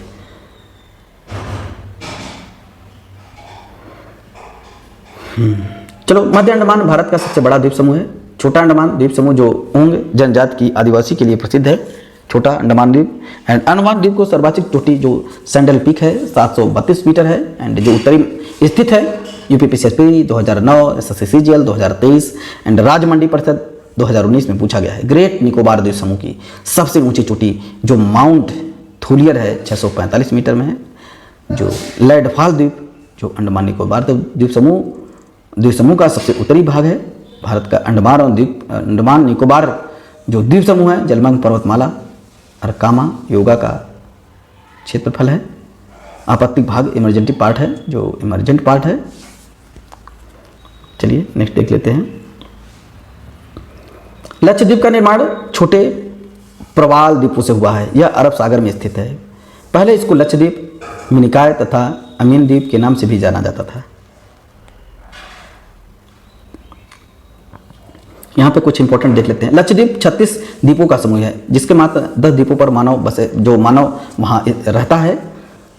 एंड 8 डिग्री चैनल मालदीप एवं मिनिकॉय द्वीप को अलग करती है। बहुत इंपॉर्टेंट, जो चैनल के बारे में देख लेते हैं। जो 8 डिग्री चैनल है मालदीप एवं मिनिकॉय द्वीप को अलग करती है। 9 डिग्री चैनल लक्षद्वीप एवं मिनिकॉय के मध्य है। And 10 degree channel Andaman, little Andaman को कार निकोबार से अलग करती है। 10 डिग्री चैनल यूपीपीसीएस 2005, 11, 16, एसएससी कई बार एग्जाम में पूछा गया है। एंड ग्रैंड चैनल सुमात्रा द्वीप से ग्रेट निकोबार के मध्य स्थित है। एंड डंकन पास लंगू अंडमान एंड दक्षिण अंडमान के मध्य स्थित है। एंड कोको स्ट्रेट कोको द्वीप एवं उत्तरी अंडमान के मध्य स्थित है। सालसेट द्वीप मुंबई एवं थाने शहर स्थित है। माजुली जो द्वीप है ब्रह्मपुत्र नदी असम में विश्व का सबसे बड़ा नदी द्वीप है, माजुली द्वीप है। यहीं पे ब्रह्मपुत्र नदी स्थित है। एंड एलिफेंटा द्वीप जो है मुंबई के पास स्थित है। जो आलिया बेट द्वीप गुजरात में है, नर्मदा नदी के मुहाने पर स्थित है। भारत की प्रमुख झीलें एवं जलप्रपात एवं घाटियों के बारे में देख लेते हैं। बहुत इंपॉर्टेंट है। जो भारत की झीलें हैं एंड वहाँ के जलप्रपात हैं और वहाँ की घाटियाँ हैं। देश के अधिकांश झीलों की स्थिति उत्तर पर्वतीय प्रदेश और समुद्र तटीय भाग में है। तो प्रमुख जो क्रियाएं हैं द्वारा निर्मित झीलें हैं। जो विवर्तनिक झील है, जो टेक्टोनिक झीलें हैं, इस प्रकार की झीलों का निर्माण पृथ्वी के एक बड़े भाग के धंसने या उठने से होता है, जो झील का निर्माण होता है। एंड वूलर झील विवर्तनिकी जो क्रिया स्वरूप निर्मित झील है, जो झेलम नदी के तट पर स्थित है। वूलर झील की आकृति गाय के खूर के समान है, इसलिए इसे गोखुर झील भी कहा जाता है। वूलर झील भारत में मीठे पानी की सबसे बड़ी झील है। एंड क्रेटर झील ज्वालामुखी क्रिया के फलस्वरूप निर्मित झील है। एंड लोनार झील जो बुल्ढाना जिला महाराष्ट्र में एंड पुष्कर झील राजस्थान। तो नेक्स्ट है जो लैगून या अनूप झील है। ये तटीय प्रवाल भित्ति अवरोधक तथा जो प्रवाल है वलय से घिरा हुआ समुद्री जल है, लैगून झील कहलाती है। एंड भारत में खारे पानी की लैगून सबसे बड़ी अंतःस्थलीय झील सांभर झील राजस्थान में। केरल की लैगून झीलों का कयाल कहा जाता है। पुलिकट जो झील है आंध्र प्रदेश व जो कोलेरू झील आंध्र प्रदेश में है।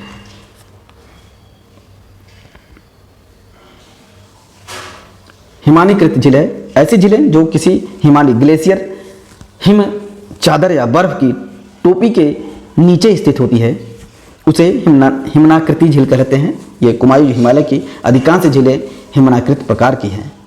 एंड सातताल, रूपकुंड, नैनीताल एंड राक सताल एंड मालाताल, देवताल ये स्थित है। एंड जो उत्तराखंड की झीलें हैं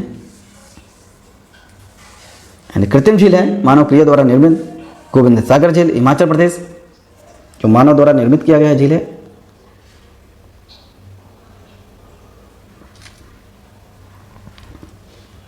कुछ जिले हैं और ये कहाँ पे स्थित हैं, कुछ जिलों का नाम दिया है, यहाँ पर राज्य हैं। जो वूलर झील है, वूलर, डल, गडसर, अनंतनाग, बेरीनाग, शेषनाग, कौसरनाग, नागिन, गंगाबल और चार झील है, जम्मू कश्मीर है। जो पैंगोंग, सो मोरोरी एंड सोकर लद्दाख में है। एंड भृगु, मच्छियाल, रेणुका, सुरजताल, चंद्रताल हिमाचल प्रदेश में। नैनीताल, रूपखंड एंड रहस्यमयी झील जो अभी कंकाल झील एंड भीमताल स्थित है उत्तराखंड में। एंड सुखना झील है चंडीगढ़ में। एंड डेबर और पुष्कर है राजस्थान में। भूसी लोनार में इसमें दे रहा है महाराष्ट्र। एंड बेलांदू कर्नाटक में राज्य में। एंड वेम्बनाड, पुकोडे, जलाकुडी और अष्टमुडी केरल में है।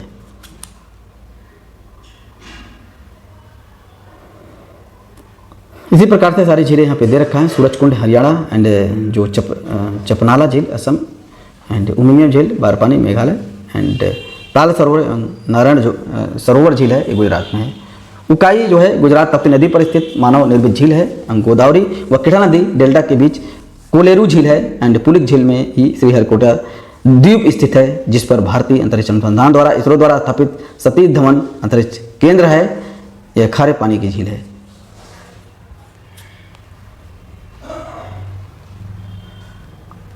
पुलकिट झील आंध्र प्रदेश और तमिलनाडु के सीमा पर स्थित है। ये SSCGL एग्जाम में पूछा गया है। एंड वेम्बनाड झील केरल की सबसे बड़ी एवं भारत की सबसे लंबी झील है। इसे वर्ष 2002 में आर्द्रभूमियों की रामसर सूची में शामिल किया गया है। एंड भारत की सबसे बड़ी ताजे पानी की झील है वूलर झील है, जो जम्मू कश्मीर राज्य में स्थित है। जो झेलम नदी है बेरीनाग झील से निकलकर श्रीनगर में वूलर झील से होकर गुजरती है। राजस्थान राज्य की अधिकतम झीलें लवणी हैं, जो पौने द्वारा निर्मित है।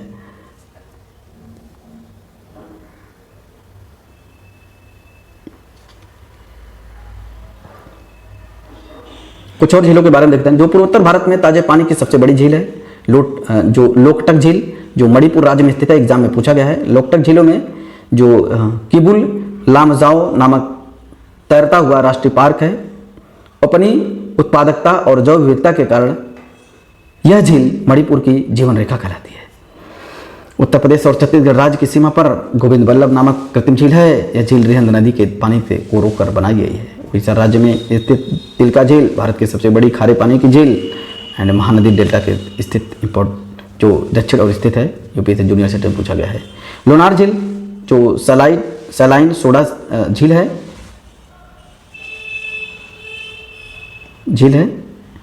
एंड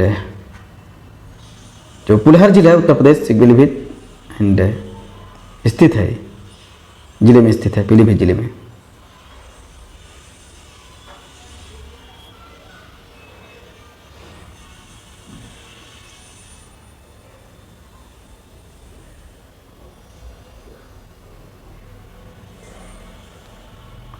चलिए जलप्रपात देख लेते हैं।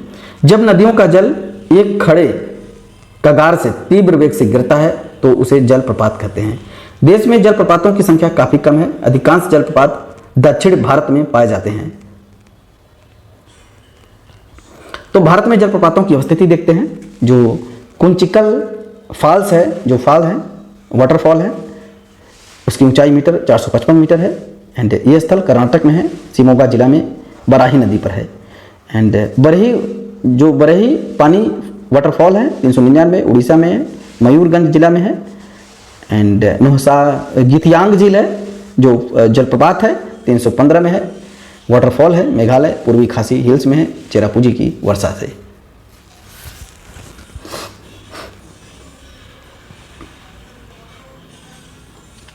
यहाँ पे दिया है दूध सागर फॉल है 310 एंड गोवा पे मांडवी नदी पर।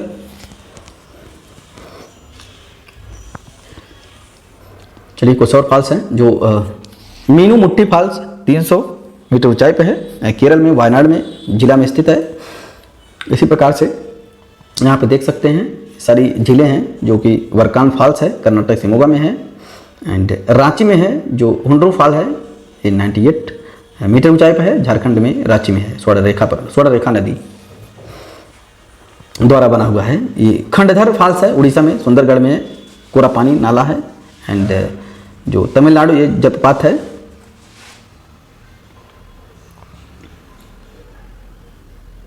जोग अथवा गरसुप्पा को महात्मा गांधी प्रताप के नाम से भी जाना जाता है। यह वाटरफॉल कर्नाटक राज्य में सरस्वती नदी पर स्थित है।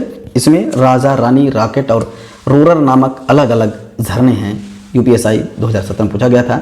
जोग अथवा गरसुप्पा चौड़ाई की दृष्टि से भारत का सबसे बड़ा वाटरफॉल है। आयतन की दृष्टि से भारत का सबसे बड़ा जो जलप्रपात है शिव समुद्रम एंड जलप्रपात है, जो कर्नाटक राज्य में कावेरी नदी पर स्थित है।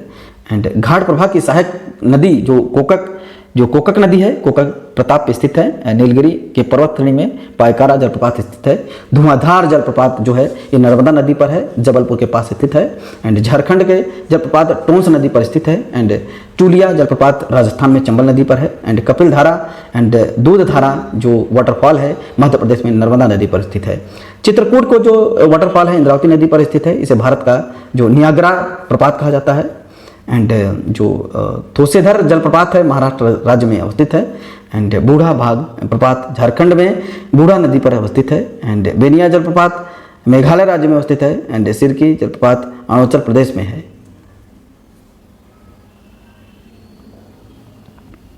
चलिए कुछ घाटियों के बारे में देख लेते हैं। प्रमुख घाटियां हैं जो कश्मीरी घाटी हैं और जम्मू की घाटी हैं। तो महान हिमालय एवं पीर पंजाल की श्रेणियों के मध्य में जो यह बनिहाल दर्रे एवं जम्मू से जुड़े हैं। जो मुर्खा घाटी है, नुब्रा घाटी है, सुरू घाटी है, केंद्र शासित प्रदेश लद्दाख में है।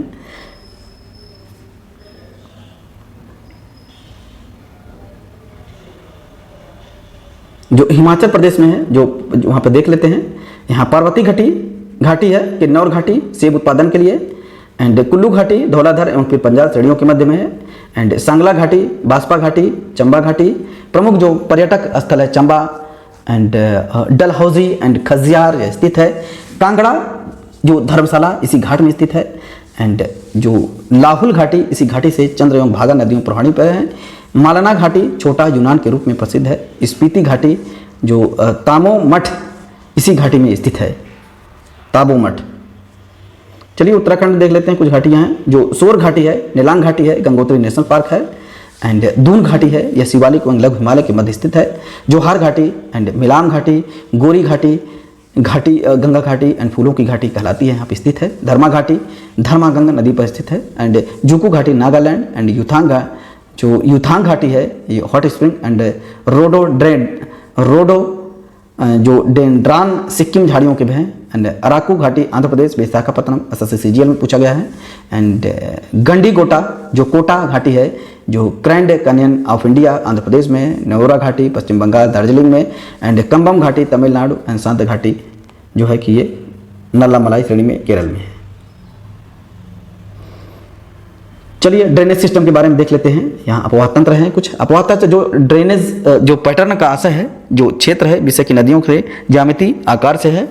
किसी भी नदी तंत्र द्वारा अपने सहायक नदियों के साथ जो अपवाहित क्षेत्रों को जो ड्रेनेज बेसिन कहलाता है। एंड एक अपवाह द्रोणी को दूसरी अपवाह द्रोणी से अलग करने वाली सीमा जल विभाजक वाटर डिवाइडर कहलाती है। एक नदी विशिष्ट क्षेत्र में अपना जल बहाकर लाती है जिसे जल ग्रहण एंड कैचमेंट क्षेत्र कहा जाता है। कुल अपवाह क्षेत्र का लगभग 77% भाग जल नदियों बंगाल की खाड़ी में एंड जिसे गंगा, ब्रह्मपुत्र, महानदी, कृष्णा नदी तथा 23 डिग्री भाग अरब सागर में जिसे सिंधु नदी, नर्मदा नदी, ताप्ती एवं माही, पेरियार आदि से विसर्जित करती हैं। एंड नदी हम यहाँ पे देख लेते हैं। अपवाह क्षेत्र हैं, प्रमुख नदियाँ हैं। जो प्रमुख नदी द्रोणी है जो वहाँ पे अपवाह क्षेत्र हैं 2000 किलोमीटर से अधिक है। एंड यहाँ पे नदियाँ हैं, गंगा नदी है, ब्रह्मपुत्र, कृष्णा, ताप्ती नदी पर है। एंड मध्यम नदी द्रोणी है जो 2000 से 2000 किलोमीटर के मध्य है। एंड कालिंदी, पेरियार, बेंगना है। लघु नदी के द्रोणी पे है 2000 किलोमीटर से कम है। वर्षा आधारित नदियाँ हैं। एंड जो भारत की नदियाँ का वर्गीकरण किया गया है जो हिमालय की नदियाँ हैं एंड प्रायद्वीपीय नदियाँ हैं। हिमालय की नदियों से सिंधु नदी तंत्र है एंड गंगा नदी तंत्र है, ब्रह्मपुत्र नदी तंत्र है। हिमालय की नदियों से मीन्स सिंधु, गंगा एंड ब्रह्मपुत्र। सिंधु नदी तंत्र जो अपवाह है इसमें हम देख लेते हैं। यह विश्व की सबसे बड़ी नदी द्रोणियों में से एक है, जिसका क्षेत्रफल है 11,65,000 वर्ग किलोमीटर है और इसका क्षेत्रफल है 3,21,289 किलोमीटर है एंड इसकी लंबाई है 1,114 किलोमीटर है। सिंधु की बहुत सी सहायक नदियां हैं जैसे श्योक, गिलगिट, जास्कर, नुब्रा, सिंगार, गास्टिंग जो द्रास हिमालय से निर्मित है। और सिंधु नदी को देख लेते हैं हम यहाँ पे। जो सिंधु नदी है इसका उद्गम ये कहाँ से मतलब इसका उद्गम स्थल है एक कैलाश पर्वत श्रेणी में है, जो बोखर चू के निकट एक हिमनद है, वहाँ से सिंधु घाटी निकला हुआ है। इसकी लंबाई है 2,880 किलोमीटर। एंड झेलम नदी है, झेलम नदी का जो उद्गम स्थल है बेरीनाग झील है, पीर पंजाल से स्थित है, जो 724 किलोमीटर है। चिनाब को देख लेते हैं, चिनाब को देख लेते हैं। यहाँ पे चिनाब इसका निर्माण चंद्र और भागा 2 सरिताओं के मिलने से होता है। 1,180 किलोमीटर भारत में है। एंड रावी नदी है, रोहतांग दर्रे के पश्चिम में है, 725 में भारत में है। ब्यास नदी है, ब्यास नदी रोहतांग दर्रे से निकला है, जो ब्यास कुंड से 470 भारत में है। एंड सतलज नदी है, तिब्बत पठार के जो राकसताल झील से निकलता है, सतलज है नदी है 1,450 और भारत में कुल लंबाई 1,050 किलोमीटर है। बहुत इंपॉर्टेंट है।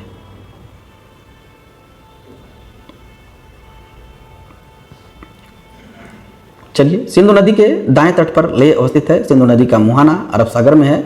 वर्ष जो मतलब जो सिंधु नदी गिरती है अरब सागर में, वर्ष 1960 में भारत पाकिस्तान के मध्य हुए सिंधु जल समझौते के अनुसार भारत सिंधु नदी तंत्र के 20% जल का उपयोग करता है। एंड झेलम, चेनाब, रावी, ब्यास, सतलज सिंधु की प्रमुख सहायक नदियां हैं। इन्हें पंचनद कहलाता है, यूपीपीसीएसजे में पूछा गया है। पंचनद किसे कहते हैं? जो 5 नदी है, जो झेलम, चेनाब, रावी, ब्यास और सतलज सिंधु की जो प्रमुख सहायक नदियां हैं। कुछ महत्वपूर्ण तथ्य देख लेते हैं। सिंधु को सिंधु नदी को तिब्बत में सिंगी, खंबान या शेरमुख कहते हैं। भारत में इसकी लंबाई 1,114 किलोमीटर है।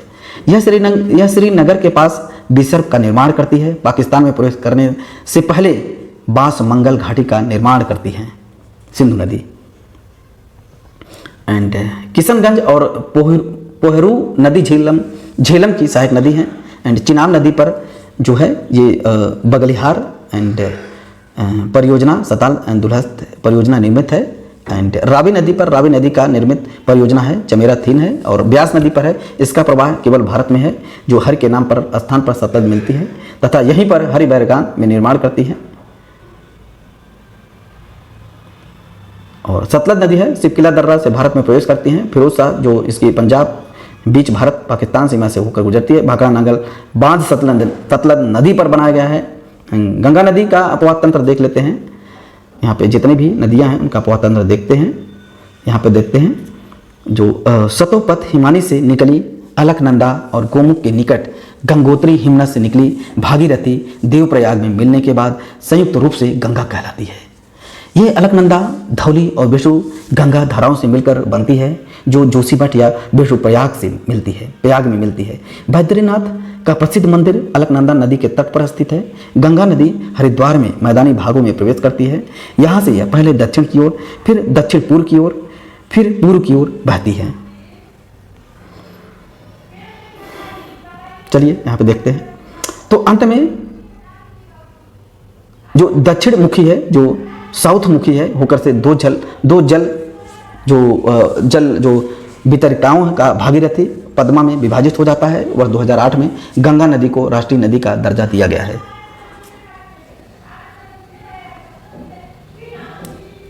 चलिए, गंगा नदी के किनारे बसा जो सबसे बड़ा शहर है कानपुर है। गंगा का बांग्लादेश में पद्मा नाम से भी जाना जाता है। गंगा नदी भारत के 5 राज्यों में से बहती है, उत्तराखंड, उत्तर प्रदेश, झारखंड, बिहार और पश्चिम बंगाल है। यमुना गंगा की सबसे बड़ी सहायक नदी है। यह बंदरपूछ के निकट यमुनोत्री हिमनद उत्तरकाशी उत्तराखंड से निकलती है। यमुना नदी उत्तर प्रदेश के कुल 19 जिलों में से होकर गुजरती है। यमुना नदी में चंबल, सिंध, बेतवा तथा केन नदियों द्वारा दाहिने तट पर अवस्थित है तथा टोंस, हिंडन, करेन और सेंगर बाएं तट पर आकर मिलने वाली नदियां हैं। एंड चंबल अध्यारोपित नदियों का उदाहरण है। गंगा नदी उत्तर प्रदेश के कुल 28 राज्यों से होकर प्रवाहित होती हैं। गंगा उत्तर प्रदेश में बिजनौर जिले में प्रवेश करती हैं, जो कि बलिया से बाहर हो जाती हैं। गंगा की कुछ सहायक नदियां हैं, यहाँ पे देख लेते हैं। जो बाएं तट पर हैं, जो बाएं तट पर इसकी कहलाती हैं रामगंगा, गोमती नदी एंड घाघरा, गंडक, बागमती, कोसी एवं महानदी है। दाहिने तट पर है यमुना, टोंस, सोन एंड कर्मनास नदी है, ये बहुत इंपॉर्टेंट है। कोसी नदी को बिहार का शोक भी माना जाता है। भारत और नेपाल दोनों देशों में होकर बहने वाली मोची नदी, महानदी, महानंदा की सहायक नदियां बहुत इंपॉर्टेंट है। जो बिहार का शोक नदी कोसी नदी को कहते हैं, एग्जाम में बिहार के बीपीएससी में एग्जाम में कई बार पूछा गया है। गंगा की सहायक नदियों तथा पश्चिम की पूरी ओर क्रम में देखते हैं यमुना जो and Tamsa, Tons, Gomti, Ghaghara, Son, Gandak, Burhi Ganga and Kosi, Mahanand, Hooghly. And जो पंच प्रयाग है नीचे से ऊपर की ओर, पंच प्रयाग देख लेते हैं। देवप्रयाग भागीरथी प्लस अलकनंदा संगम है। एंड रुद्रप्रयाग अलकनंदा मंदाकिनी, कर्णप्रयाग अलकनंदा पिंडार, नंदप्रयाग अलकनंदा नंदाकिनी, बिठूप्रयाग धौली गंगा, बिशु गंगा।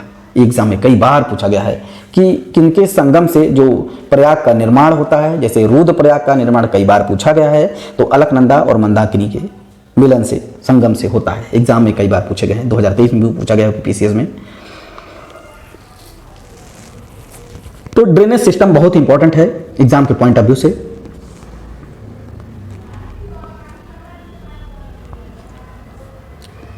चलिए, गंगा नदी तंत्र है। यहाँ पे गंगा के जो गंगोत्री के निकट गोमुख में इसकी लंबाई 2525 किलोमीटर, जो उसका मुहाना संगम बंगाल की खाड़ी है।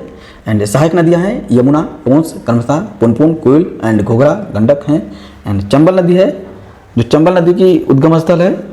यह जो जाना पाव पहाड़ी से है 960 किलोमीटर, इटावा के निकट यमुना में मिल जाती है। एंड काली, सिंधु सहायक नदियाँ हैं, काली, सिंधु, बनास, पार्वती है। एंड जो रामगंगा है नैनीताल के समीप है, ये उद्गम स्थल नैनीताल के समीप से निकलती है रामगंगा, जो कि 696 किलोमीटर कन्नौज के निकट में गंगा में मिल जाती है, जो कि खोन इसकी प्रमुख सहायक नदी है। एंड गंडक है, ये बृहत हिमालय से निकलती है, 630 किलोमीटर तक चलती है, पटना के समीप सोनपुर में गंगा में मिल जाती है। एंड यमुना नदी, ये यमुनोत्री है, हिमालय बंदरपुर से निकलती है, 1375 किलोमीटर है, प्रयागराज में गंगा नदी में मिल जाती है। चंबल, सिंधु, बेतवा, केन, टोस एंड हिंडक इसकी सहायक नदियां हैं। बेतवा है, विंध्य पर्वत से निकलती हैं, 480 किलोमीटर चलती हैं और हमीरपुर में जाकर गिर जाती हैं। एंड कोसी नदी है, गोसाई, तिमर एंड तिब्बत पठार है और 729 किलोमीटर चलती हैं और गंगा नदी में जाकर गिर जाती है भागलपुर में। अरोड़ा इसकी सहायक नदी है। चलिए घाघरा देखते हैं, कोसी देख लेते हैं। कोसी है, गोसाई थाम शिखर तिब्बत पठार से निकलती हैं, 729 किलोमीटर चलती हैं, गंगा नदी में भागलपुर में जाकर गिर जाती हैं। एंड घाघरा नदी है, जो माचा चुंग हिमानी है, 1080 किलोमीटर चलती हैं, छपरा में जाकर गिर जाती हैं गंगा में। एंड छोटी, गंडक, अंगराप्ती एंड शारदा इसकी सहायक नदी है।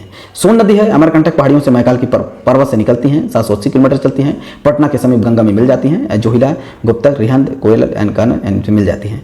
जो कर्मनासा है, बिहार के कैमूर में जिले में है और 192 किलोमीटर चलती है, चौसा में जाकर गिर जाती है।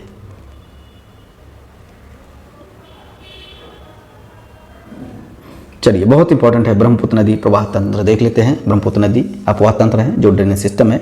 ब्रह्मपुत्र नदी विश्व की सबसे लंबी नदियों की श्रेणी में आती है। इसका उद्गम स्थल कैलाश पर्वत है, जो दक्षिण में मानसरोवर झील के निकट आंगसी ग्लेशियर एंड के हिमनस से, जो चेमा युंग डुंग हिमनस से निकलती है। ARRB NTPC ग्राम विकास अधिकारी में पूछा गया है, एग्जाम में कई बार आए हुए हैं। इसका अपवाह तंत्र भारत में है, चीन में है, भूटान में है, बांग्लादेश में विस्तृत है। इसकी लंबाई भारत में 916 किलोमीटर है, कुल लंबाई लगभग 2900 किलोमीटर है, बट भारत में 916 किलोमीटर ही है इसकी लंबाई, मीन्स ब्रह्मपुत्र की। यह नदी तंत्र भारत के पास असम, पश्चिम बंगाल, मेघालय, नागालैंड, अरुणाचल प्रदेश, सिक्किम राज्यों में गुजरती है। ब्रह्मपुत्र नदी असम घाटी में गुम्फित जलमार्ग बनाती है, जिसमें मांजुली जैसे कुछ बड़े नदी द्वीप, जो नदी द्वीप में मांजुली द्वीप को ही कहा जाता है, ग्रुप डी में पूछा गया है। ब्रह्मपुत्र नदी पर मयूर द्वीप स्थित है। एंड CHSL में एग्जाम में पूछा गया है, मयूर द्वीप भी है, तो मांजुली द्वीप सबसे बड़ा द्वीप है। एंड जो पासीघाट के निकट इसकी 2 सहायक नदियां हैं, दिमांग और लोहित इसके दाएं तट पर मिलती हैं। इसके पश्चात इसका नाम ब्रह्मपुत्र हो जाता है। तीस्ता ब्रह्मपुत्र की सहायक नदी है, जिसका उद्गम सिक्किम राज्य में स्थित चोलामू झील ऊंचाई 700 मीटर है। एंड तीस्ता नदी पहले गंगा की सहायक नदी थी, वर्तमान में ब्रह्मपुत्र की सहायक नदी हो गई है। रंगीत नदी तीस्ता की सहायक नदी है। एंड ब्रह्मपुत्र नदी का नाम यहाँ पे चीन में इसका नाम सांगपो, अरुणाचल प्रदेश में दिहांग, असम में ब्रह्मपुत्र एंड बांग्लादेश में जमुना कहा जाता है। दिबांग, लोहित, देसांग एंड दिक्खो, धनसिरी, कपली ब्रह्मपुत्र में बाईं ओर से मिलने वाली नदियां हैं, ऐसा CMTS में पूछा गया है। एंड संकोच नदी असम और अरुणाचल प्रदेश के बीच सीमा बनाती हैं। चलिए। प्रायद्वीपीय कुछ नदियां हैं, इसमें देख लेते हैं। ये नदियां हिमालयी नदियों की तुलना में अधिक पुरानी हैं, जो प्रौढ़ावस्था को प्राप्त कर चुकी हैं। इन नदियों को ढाल जो स्लोप है, ग्रेडियंट कम है। इन नदियों में जो मेंडर्स हैं का अभाव है। नर्मदा नदी का उद्गम स्थल अमरकंटक पहाड़ी है। यह बिंद और सतपुड़ा श्रेणी के मध्य में प्रवाहित होती हैं। एंड ताप्ती नदी जो मुल्ताई बैतूल जिला मध्य प्रदेश में पवित्र तालाब से निकलती हैं, नर्मदा एवं ताप्ती भ्रंश घाटियों में प्रवाहित होती हैं और अरब सागर में गिरती हैं तथा ज्वार नदमुख जो है का निर्माण करती है। यूपीपीसीएस एग्जाम 2003 RRB NTPC कई बार एग्जाम में पूछा गया है। एंड प्रायद्वीपीय नदियों में कुल लंबाई अनुसार घटता क्रम है। गोदावरी, कृष्णा, नर्मदा, महानदी, कावेरी, ताप्ती है लंबाई के अनुसार में। यहाँ पे गोदावरी घटता क्रम में दिखाया गया है। तो ये SSC CGL 2016, SSC MTA 2019, SSC CPO 2019 में पूछा गया है, एग्जाम में कई बार आए हैं एग्जाम में। एंड पूर्वी घाटी की नदियों पर उत्तर से दक्षिण की ओर क्रमशः महानदी नदियों का उत्तर से दक्षिण की ओर पूर्वी घाटी में एग्जाम में पूछा गया है। गोदावरी, कृष्णा, पन्नार, कावेरी और बैगाई है।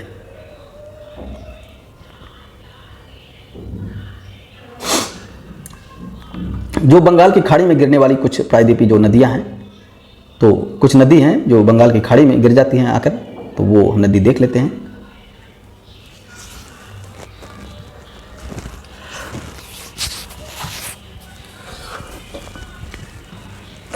देख लेते हैं यहाँ पे हम बंगाल की खाड़ी में गिरने वाली नदियां हैं, बहुत इंपॉर्टेंट है नदी। चलिए, गोदावरी जो नदी है जो वृद्ध गंगा, दक्षिण गंगा कहलाती है, उद्गम है महाराष्ट्र के नासिक जिले के जो वेंकटेश्वर नामक स्थान है, बंगाल की खाड़ी में संगम मुहाना है बंगाल की खाड़ी और 1465 किलोमीटर चलती हैं। इसकी कुछ सहायक नदियां हैं, पूरा है, वर्धा है, मंजरा है, बेनगंगा, पेनगंगा, प्राणहिता है, इंद्रावती, सबरी, मंजीरा है। कृष्णा नदी को देख लेते हैं, बहुत इंपॉर्टेंट नदी है, पश्चिमी घाटी में महाबलेश्वरम के पास है, पास से निकलती है और एक बंगाल की खाड़ी में जाकर गिर जाती है। 1401 किलोमीटर चलती है। इसकी कुछ सहायक नदियां हैं, भीमा, तुंगभद्रा, मूसी, अमरावती, कोयना, पंचगंगा, दूधगंगा, घाट प्रभा, मालप्रभा है।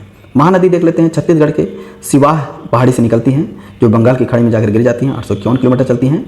शिवनाथ, मंड और ईबे बाएं तट से तथा जोंक और ओंग तेल दाएं तट से मिलने वाली नदियां हैं। एंड कावेरी नदी देख लेते हैं। एंड कावेरी नदी ब्रह्मगिरी पहाड़ से कर्नाटक की पहाड़ियों से निकलती हैं, बंगाल की खाड़ी में जाकर गिर जाती हैं। 800 किलोमीटर केवल चलती हैं। And Hemavati, Lokpavani, Kabini, Amravati and Lokpavani, Herang, Shimsha, Arkavati and Lakshman Tirth, Bhavani, ये नदियां हैं इसकी। एंड यहाँ पे देखते हैं पेन्नार है जो नंदी दुर्गी पहाड़ी कर्नाटक से निकलती है, बंगाल की खाड़ी में गिर जाती हैं। 597 किलोमीटर की ओर चलती हैं। चित्रावती एंड तापसानी में जाते हैं। एंड बैगई तमिलनाडु स्थित हैं, बरसतनाथ पहाड़ी हैं जो बरस सानक पहाड़ियाँ हैं, बंगाल की खाड़ी में गिर जाती हैं। 288 चलती हैं। और यहाँ पे कुसम, वर्षानक, सीरियल एंड तेवियार एंड बराय तथा मंगललार है यहाँ की सहायक नदियाँ हैं। पेन्नार की नदियाँ देख लेते हैं हम यहाँ पे। नंदी दुर्ग जो पहाड़ियाँ कर्नाटक से निकलती हैं, बंगाल खाड़ी में गिर जाती हैं। एंड 597 किलोमीटर चलते हैं। चित्रावती तथा पापासनी इसकी सहायक नदियाँ हैं। बैगई तमिलनाडु तथा जो वर्षानद पहाड़ी जो पश्चिमी घाट में है, बंगाल की खाड़ी में गिर जाती हैं। 288 किलोमीटर चलती हैं। ये एग्जाम में कई बार 2023 में पूछा गया है। अरब सागर में कुछ गिरने वाली नदियां हैं। बंगाल की खाड़ी देख लिया, अब हम अरब सागर देखते हैं। तो नर्मदा नदी ये अरब सागर में गिरती है। अमरकंटक मध्य प्रदेश से निकलती हैं, जो खंभात की खाड़ी से इसका मुहाना होता है। एंड ये लंबाई 1312 किलोमीटर चलती हैं। एंड जो सहायक नदियां हैं ओरिसमन, तवा, बंजर, सुनेर आदि हैं। जो ताप्ती नदी है, ताप्ती नदी ये क्या करती है, उद्गम यहाँ पे निकलता है, बैतूल जो है मध्य प्रदेश में है, मुल्ताई बैतूल है, वहीं से निकलती हैं और ये 724 किलोमीटर चलती है और खंभात खाड़ी में गिर जाती है। और इसकी सहायक नदियां हैं पूरा, बदुरा, गिरना, बोरी, पांजर, अनेरा, मोरना है। और एक माही नदी है। माही नदी ये भी क्या करती है, मध्य प्रदेश के धार जिले से निकलती है, जो अमरझोरा है और मेहंदी झील से निकलती है। और ये 585 किलोमीटर चलती है, खंभात की खाड़ी में गिर जाती है।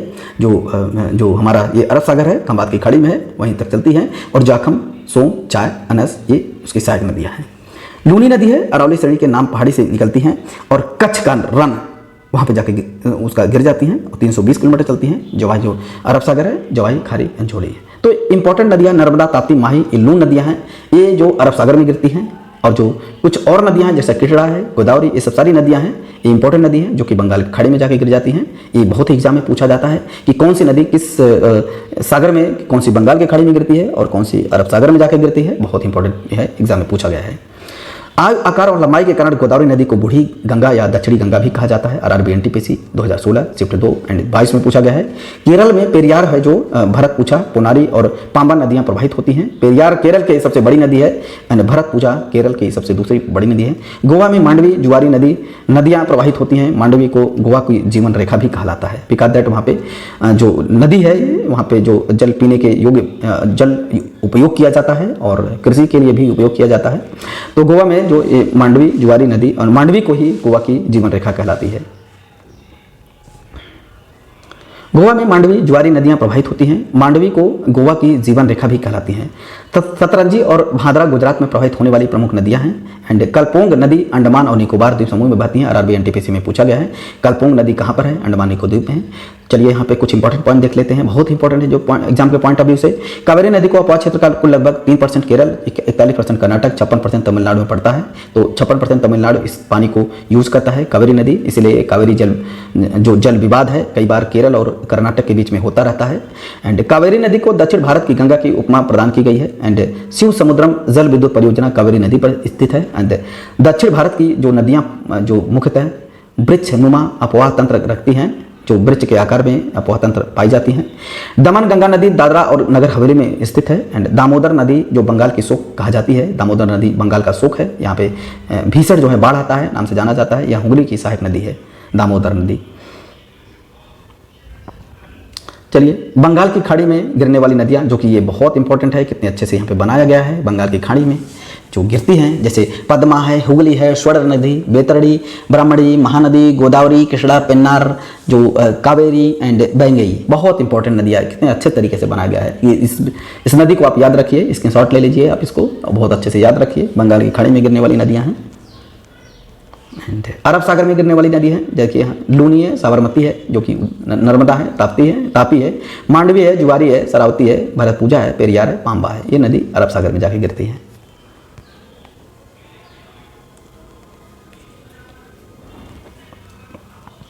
चलिए जलवायु के बारे में देखते हैं, जो भारत का जलवायु कैसा है, किस टाइप का है, तो इसमें हम देख लेते हैं।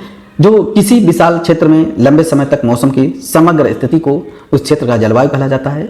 तो भारत में मानसूनी प्रकार की जलवायु पाई जाती है। एंड भारत की जलवायु उष्णकटिबंधीय मानसूनी है। भारत में अरब सागर एवं बंगाल की खाड़ी में चलने वाली हवाओं की दिशा ऋतु परिवर्तन के साथ बदलती रहती है। इसी कारण भारतीय जलवायु में मानसूनी जलवायु से भी अभिहित किया गया है। एक निश्चित क्षेत्र के अंतर्गत समय विशेष में जो वायुमंडल की है जो मौसम कहलाता है, अवस्था को मौसम कहलाता है। और भारतीय मानसूनी जो संबंध रखता है जो मुख्यतः ग्रीष्म ऋतु में होने वाले जो वायुमंडलीय जो परिसंचरण है बदलाव से होता है। एंड भारतीय जलवायु को जो प्रभावित होती है प्रमुख कारक हैं इसके जो अक्षांशीय स्थिति है, उच्चावच है, मानसूची पौने हैं, समुद्र से दूरी आदि के कारण से ऐसा होता है। जलवायु परिवर्तन होता है। गर्मी के मौसम में दोपहर के समय शुष्क और गर्म हवाएं चलती हैं जिन्हें लू के रूप में जाना जाता है। आरआरबी एनटीपीसी में पूछा गया है।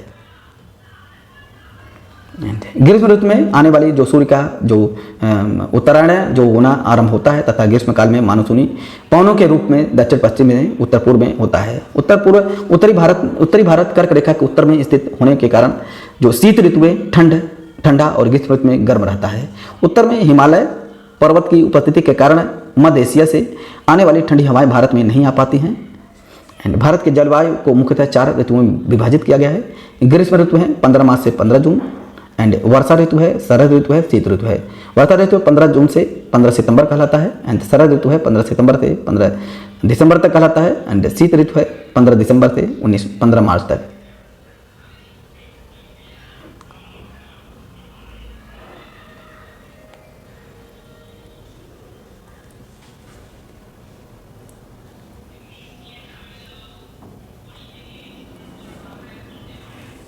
भारत में मानसून का आगमन जून के प्रथम सप्ताह में होता है। जून से सितंबर के अवधि के दौरान भारत में दक्षिण पश्चिम मानसूनी वर्षा होती है। एंड भारत में मानसूनी उत्पत्ति जो करने वाली पवनें हैं दक्षिण पश्चिमी पवनें कहलाती हैं। सर्वप्रथम मानसूनी हवाएं जो केरल के तट से टकराती हैं जिसे मानसून प्रस्फोट कहा जाता है। आरआरबी ग्रुप डी में पूछा गया है। केरल से जो मानसूनी होती हैं 10 जून से स्टार्ट हो जाता है, मुंबई में होते हुए 15 जुलाई तक संपूर्ण भारतीय उपमहाद्वीप को प्रभावित करती है। उत्तरी भारत को मैदानी भागों में शीत ऋतुओं में वर्षा पश्चिमी विक्षोभ के कारण होता है। दक्षिणी पश्चिमी मानसूनी को बंगाल की खाड़ी से शाखा जो वहाँ से अरब सागर शाखा की तुलना में शक्तिशाली होता है। एंड दक्षिण पश्चिमी मानसूनी में जो मासिन राम मेघालय में विश्व में सबसे जो सर्वाधिक वर्षा होता है, आरबी ग्रुप डी में पूछा गया है। मेघालय की जो खासी पहाड़ियों की स्थित है मासिन राम एंड चेरापूंजी में औसतन जो वर्षा होती है 1000 इतनी ज़्यादा होती है, 1080 सेंटीमीटर होती है। बंगाल की खाड़ी से आने वाली हवाएं जो गारो, खासी तथा जयंतियाँ पहाड़ियों पर अधिकतम वर्षा कराती हैं।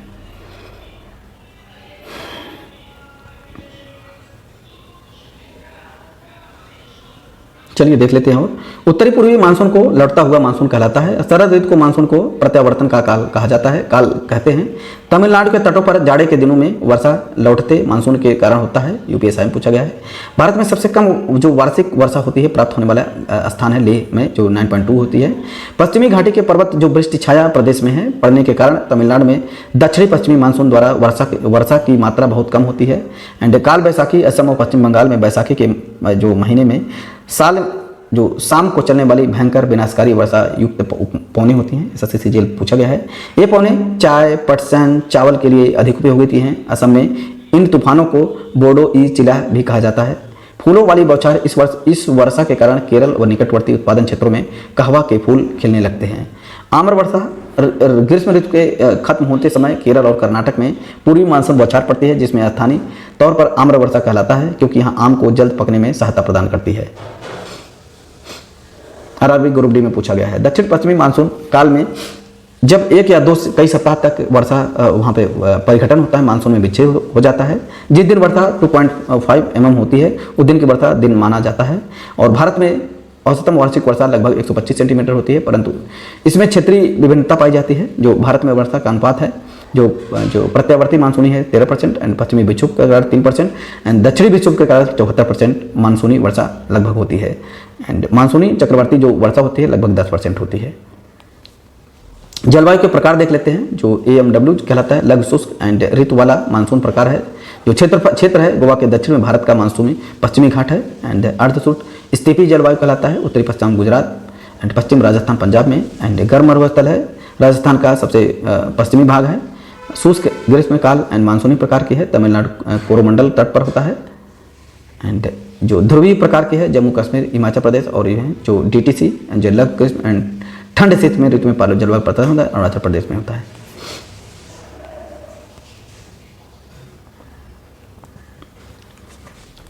नेक्स्ट हम मिट्टी के बारे में, भारत की मिट्टियों के बारे में हम देख लेंगे। तो यहाँ पे हमने सारा ड्रेनेज सिस्टम टॉपिक को हम डिस्कस करेंगे। अभी हमने भारत की जलवायु एंड ड्रेनेज सिस्टम के बारे में पढ़ा, तो आज अब हम नेक्स्ट टॉपिक भारत की मिट्टी के बारे में पढ़ेंगे। तो भारत की मिट्टी में हम देखेंगे कि जो मृदा है, जो मिट्टी है, पृथ्वी की ऊपरी परत है जो पौधों की वृद्धि के लिए प्राकृतिक स्रोत के रूप में पोषक तत्व, जल एवं अन्य खनिज लवण प्रदान करती है, उसे मिट्टी कहते हैं, जो पृथ्वी की ऊपरी परत होती है। तो भारत की मिट्टी के बारे में यहाँ बताया गया है। तो जो पोषक तत्व होते हैं, जल होता है, खनिज होता है, लवण होता है, ये प्रदान करती हैं।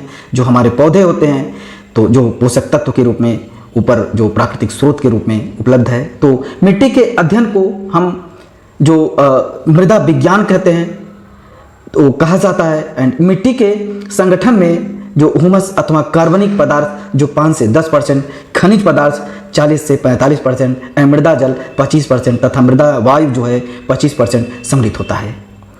एंड जो ह्यूमस एंड खनिज तत्व जल एवं वायु मृदा के मुख्य घटक होते हैं। एंड पौधों की वृद्धि सामान्यतः 6 से 7.5 pH मान वाले मृदा में होती है। जो pH वैल्यू होती है जो 6 से 7.5 इसमें होता है। एंड जो मृदा में होती है जो पौधों की वृद्धि के लिए बहुत ही इंपॉर्टेंट होता है। तो ये मिट्टी मृदा जो हमारी मिट्टी है वो अम्लीय हो सकती है या क्षारीय हो सकती है, उसी के आधार पर pH वैल्यू जो डिफाइन करता है। एंड जो अम्लीय मृदा में हाइड्रोजन आयन की मात्रा अधिक होती है एंड क्षारीय मृदा में पोटेशियम सोडियम की मात्रा अधिक होती है। अधिक अम्लीय व क्षारीय पौधों के लिए हानिकारक होता है। तो ये बैलेंस बनाकर रहता है जो 6 से 7.5 pH वैल्यू होती है।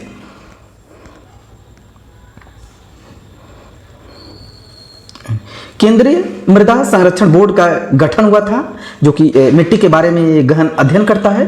एक इंस्टीट्यूट है, ये बोर्ड है जो कि 1953 में मृदा अपर्दन और उसके पुष्प जो परिणामों पर नियंत्रण, दुष्परिणाम जो होते हैं उनके नियंत्रण लगाने के लिए किया गया था। और मरुस्थलीय समस्या के अध्ययन हेतु जो central arid zone research institute है की स्थापना जोधपुर में की गई। एंड भारतीय कृषि अनुसंधान परिषद जो ICAR है भारत की मिट्टियों को 8 भागों में विभाजित किया है। एंड जिसमें काली मिट्टी स्वतः जुताई वाली मृदा होती है। यह देश के भौगोलिक क्षेत्रफल के लगभग 16.6% भाग पर फैली है। जो काली मिट्टी की कपासी मिट्टी कहलाती है, रेगुर मिट्टी जो स्थानीय नाम है, और ट्रॉपिकल जो चरनोजन भी कहा जाता है। ये UPSC पॉलिटेक्निक लेक्चरर एग्जाम में पूछा गया है, RO एग्जाम में भी पूछा गया है काली मिट्टी के बारे में। एंड काली मिट्टी दक्कन के पठार के अधिकतर भागों पर पाई जाती है। RRB NTPC 2021 में पूछा गया है ये कहाँ पे पाया जाता है। एंड यह मिट्टी विशेष रूप से महाराष्ट्र, मध्य प्रदेश, गुजरात, आंध्र प्रदेश, कर्नाटक में पाई जाती है जो ये काली मिट्टी होती है। एंड नेक्स्ट है जो काली मिट्टी गहरी एवं अपारगम्य होती है तथा कपास की खेती के लिए ये बहुत ही महत्वपूर्ण होता है। जो RRB NTPC 2017-21 में पूछा गया है कि जो काली मिट्टी होती है किसकी खेती के लिए सर्वाधिक उपयुक्त होती है, तो ये कपास की खेती के लिए बहुत ही महत्वपूर्ण है मिट्टी। तो इस मिट्टी में लोहा, चूना, कैल्शियम, पोटास, एल्युमिनियम एवं मैग्नीज जो मैग्नीशियम है कार्बोनेट की अधिकता होती है तथा नाइट्रोजन, फास्फोरस और जैविक पदार्थों की कमी पाई जाती है। इस मृदा में जल धारण करने की क्षमता सर्वाधिक होती है। भीगने पर चिपचिपी, सूखने पर इसमें जो बड़े बड़े दर्रे पड़ जाते हैं। और उत्तर प्रदेश में काली मिट्टी को केरल के नाम से जाना जाता है क्योंकि जलोढ़ मृदा नदियों द्वारा अपरदित पदार्थों से निर्मित होती है। जो जलोढ़ मृदा होती है नदियों द्वारा अपरदित जो पदार्थों से निर्मित होती है। जलोढ़ मिट्टी उत्तरी मैदान और नदी घाटियों के विस्तृत भागों में पाई जाती है। ये मृदाएं देश के कुल 43.4% क्षेत्रफल विस्तृत है।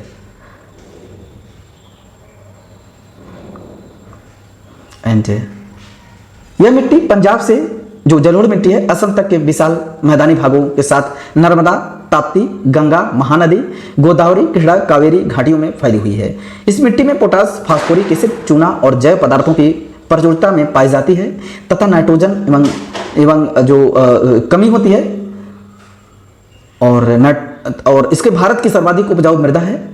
ये RO एग्जाम में पूछा गया है। एंड इस मृदा का रंग हल्के धूसर से राख धूसर जैसी होती है। इसका रंग निरपेक्षित की गहराई, निक्षेपण की गहराई, जलोढ़ के गठन और निर्माण में लगने वाली समयावधि पर निर्भर करती है। जो नवीन जलोढ़ बाढ़ के मैदान, पुरानी जलोढ़ एंड खादर बागर क्षेत्र में होती है। नवीन जलोढ़ खादर में और पुरानी जलोढ़ बागर में पाई जाती है। बागर भूमि में कंकड़ तथा अशुद्ध कैल्शियम कार्बोनेट के तत्व पाए जाते हैं जिन्हें कंकड़ कहते हैं। जलोढ़ मृदा सर्वाधिक उपजाऊ मृदा पाई जाती है। जो जलोढ़ मिट्टी होती है वो सबसे ज़्यादा उपजाऊ होती है।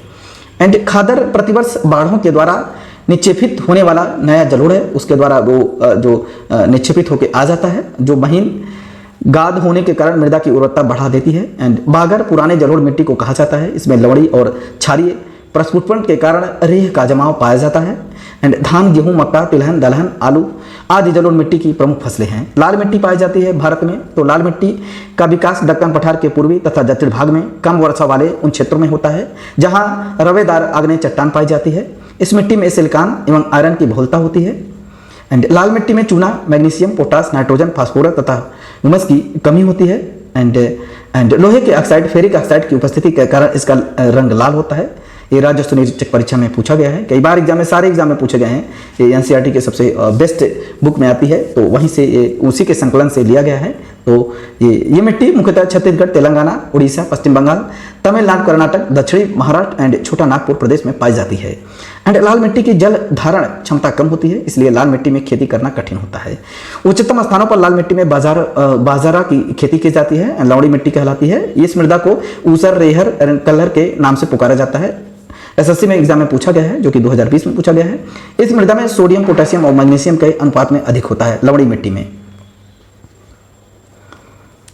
लवणी मृदाओं का विस्तार पश्चिम बंगाल, गुजरात, पूर्वी तट के डेल्टा क्षेत्र तथा पश्चिम बंगाल के सुंदर वन क्षेत्र में पाई जाती है। लवणी मृदा की समस्याओं से निपटने के लिए जिप्सम का प्रयोग किया जाता है। क्षारीय मृदाओं में नाइट्रोजन का अभाव होता है। एंड वनी मिट्टी में इन मृदाओं का निर्माण पर्वतीय क्षेत्रों में होता है। यह मृदा अम्लीय कम हुमस वाली होती है। जो यह मृदा बागवानी फसलों, चाय, कहवा, मसाले एवं फसलों के लिए सर्वाधिक उपयुक्त होती है। लेटराइट मिट्टी में क्या होता है कि ये लेटराइट एक लैटिन शब्द है जो लेटर से बना हुआ है, जिसका शाब्दिक अर्थ ईंट होता है। तो ये लेटराइट मिट्टी उच्च तापमान और भारी वर्षा के क्षेत्रों में विकसित होती है। RRB NTPC में पूछा गया है। लेटराइट मिट्टी में लौह ऑक्साइड एंड पोटास एवं जो एल्युमिनियम ऑक्साइड की मात्रा अधिक होती है तथा नाइट्रोजन, फास्फोरस और कैल्शियम की मात्रा कम होती है।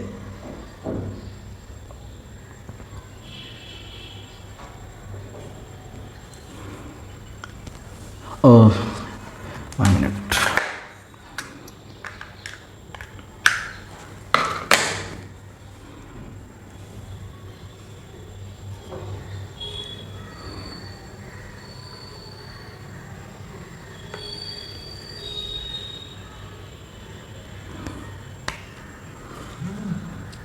यह मिट्टी भारत में केरली एंड इसका सर्वाधिक विस्तार केरल और महाराष्ट्र में है। लेटराइल मिट्टी में काजू, चाय, इलायची एवं कोकोआ का उत्पादन सर्वाधिक होता है। तो SSC GD एग्जाम में पूछा गया है। एंड मरुस्थलीय मिट्टी के बारे में देखते हैं। मरुस्थलीय मिट्टी में जो ह्यूमस एंड नाइट्रोजन की कमी रहती है एंड इस मिट्टी में अधिकतम मोटे अनाज की खेती की जाती है। सामान्यतः बलुई मिट्टी होती है, इसमें फास्फोरस सामान्यतः मात्रा में पाया जाता है। दलदली मिट्टी में देखते हैं, जो गीली मिट्टी कहलाती है। दलदली मिट्टी खेती के लिए अनुपयुक्त होती है। इस मिट्टी में जैविक पदार्थों की अधिकता होती है, फास्फोरस और पोटास की मात्रा कम होती है, जो इसे गीली मिट्टी भी कहते हैं। और ये जो अत्यधिक आर्द्रता वाली स्थितियों में पाया जाता है, जो कार्बनिक तत्वों के जमाव के कारण होता है। चलिए, भारत की मिट्टी के वर्गीकरण किया गया है, जो कि इसमें वर्गीकरण के इसमें देख लेते हैं। इसमें देखिए दिया है, जो कि इंसेप्टिस सोल्स, जो कि इतना है। एंड भारत में सर्वाधिक क्षारीय मृदा क्षेत्र उत्तर प्रदेश में है। एंड भारत में सर्वाधिक लवणीय मृदा क्षेत्र गुजरात में है। एंड मकान हेतु जो ईंटें बनाए जाते हैं, लेटराइल मिट्टी द्वारा बनाता है। एंड सूखा क्षेत्र जो है कि DPDA वर्ष 1973 में प्रारंभ किया गया था। मरुस्थल विकास कार्यक्रम DDP वर्ष 1977 से 78 में प्रारंभ किया गया था। एंड राष्ट्रीय बंजर भूमि विकास मंडल कार्यक्रम वर्ष 1985 में प्रारंभ किया गया था। तो भारत की प्राकृतिक वनस्पतियों के बारे में देख लेते हैं, जो इंपॉर्टेंट जो वनस्पतियां हैं। तो यहाँ पे है, भारत में विभिन्न प्रकार की वनस्पतियां पाई जाती हैं। जैसे इसमें है उष्णकटिबंधीय सदाबहार वन एंड अर्ध सदाबहार वन, उष्णकटिबंधीय जो पर्णपाती वन होते हैं, उष्णकटिबंधीय कांटेदार वन, पर्वतीय वन एंड बेलांचली एवं अनूप वन। उष्णकटिबंधीय सदाबहार एवं अर्ध सदाबहार वन होते हैं। ये वन उष्ण आर्द्र प्रदेशों में पाए जाते हैं, जहां 200 सेंटीमीटर से अधिक वर्षा होती है। 22 डिग्री सेल्सियस से अधिक औसत जो वार्षिक तापमान रहता है। एंड भारत में ये वन पश्चिमी घाट की पश्चिमी ढाल है। उत्तरी पूर्वी क्षेत्र में पहाड़ियों पर अंडमान और निकोबार द्वीप समूह पाए जाते हैं। एग्जाम UPPC GS में पूछा गया है। ये वन वर्ष भर हरे भरे दिखाई देते हैं। इन वनों में रोजवुड एंड महोगनी, एबनी आदि वृक्ष पाए जाते हैं। अर्ध सदाबहार वन इन क्षेत्रों में अपेक्षाकृत कम वर्षा में पाए जाते हैं। ये वन सदाबहार अर्ध पर्णपाती वनों के मिश्रित रूप हैं। इसमें मुख्यतः साइडर, हुलक, कैल आदि क्षेत्र पाए जाते हैं। उष्णकटिबंधीय पर्णपाती वन, इन्हें मानसून वन भी कहा जाता है। भारत में वन अधिकता में पाए जाते हैं। नेक्स्ट है, ये वन उन क्षेत्रों में पाए जाते हैं जहां 70 से 200 सेंटीमीटर वार्षिक वर्षा होती है, जबकि जल की उपलब्धता के आधार पर इन्हें दो भागों में विभाजित किया गया है।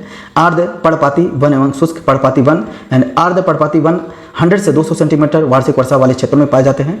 आर्द्र पर्णपाती वन उत्तरी पूर्वी राज्यों, हिमालय, जो गिरिपथ, पश्चिम घाट के पूर्वी ढालों और उड़ीसा में पाए जाते हैं। आर्द्र पर्णपाती वनों में सागवन एंड साल, शीशम, महुआ एंड आंवला एंड चंदन आदि वृक्ष पाए जाते हैं। RRB ग्रुप D में पूछा गया है। शुष्क जो पर्णपाती वन होते हैं 70 से 100 सेंटीमीटर वार्षिक वर्षा वाले क्षेत्रों में पाए जाते हैं। शुष्क पर्णपाती वन प्रायद्वीपीय पठारों के अधिक वर्षा वाले क्षेत्रों में एंड उत्तर प्रदेश एवं बिहार के मैदानों में पाए जाते हैं। शुष्क पर्णपाती वनों में तेंदुआ, पलाश एंड अमलतास, बेल, खैर एंड अक्सरवुड आदि वृक्ष पाए जाते हैं।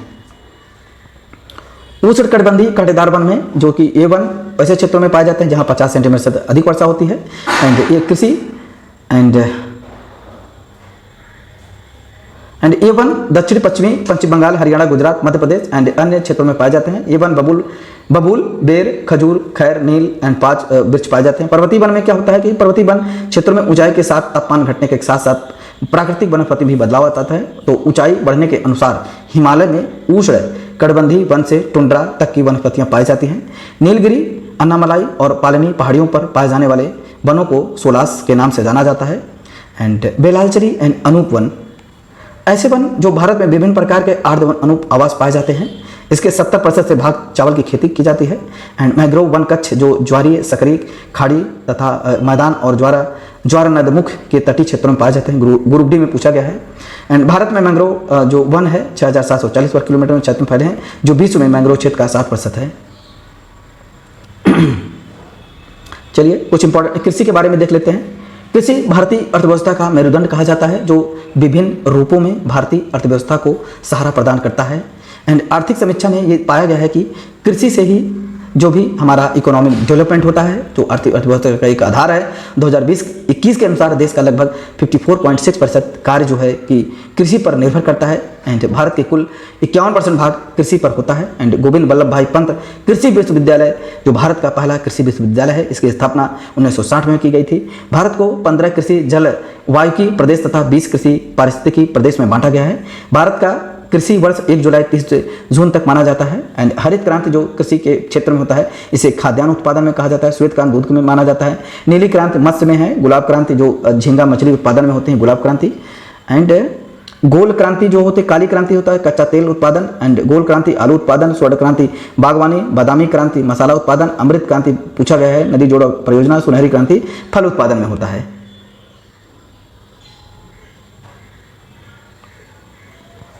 रजत क्रांति अंडा उत्पादन। भूरी क्रांति उर्वरक उत्पादन। खाकी क्रांति चमड़ा उत्पादन। कृषि क्रांति बायोडीजल। पीली क्रांति तिलहन। ये बहुत एग्जाम में पूछा गया है पीली क्रांति के बारे में कई बार। ऋतुओं के आधार पर फसलों का वर्गीकरण 3 भागों में किया जाता है। रबी की फसल में यह पाया जाता है। यह फसल अक्टूबर नवंबर में बोकर अप्रैल क्रॉपिंग किया जाता है रबी की फसल में, जो इसमें किया जाता है, जिसमें चना होता है, मटर होता है, सरसों होता है, राई होता है, आलू होता है, अलसी होता है, आदि खेतों की पाई जाती है, जो कि अक्टूबर नवंबर में बोई जाती है रबी की फसल। एंड खरीफ की फसल में होता है, यह फसल जून जुलाई में बोई जाती है तथा नवंबर दिसंबर में काट ली जाती है। इसमें धान, गन्ना, तिलहन, ज्वार, बाजरा, मक्का, जो अरहर, कपास, मूंगफली, सोयाबीन आदि की खेती की जाती है। एंड जो जायद की फसल होती है, यह फसल मार्च में बोकर जून में काट ली जाती है। इनमें तरबूज, ककड़ी, खीरा, जो करेला, मूंग, उड़द खेती की जाती है। भारत की प्रमुख खाद्यान्न फसलें होती हैं, जो गेहूं है, यह ग्रेमिनी कुल का पौधा है। ग्रेमिनी में समता प्रोटीन, कार्बोहाइड्रेट, वसा तथा खनिज पाया जाता है।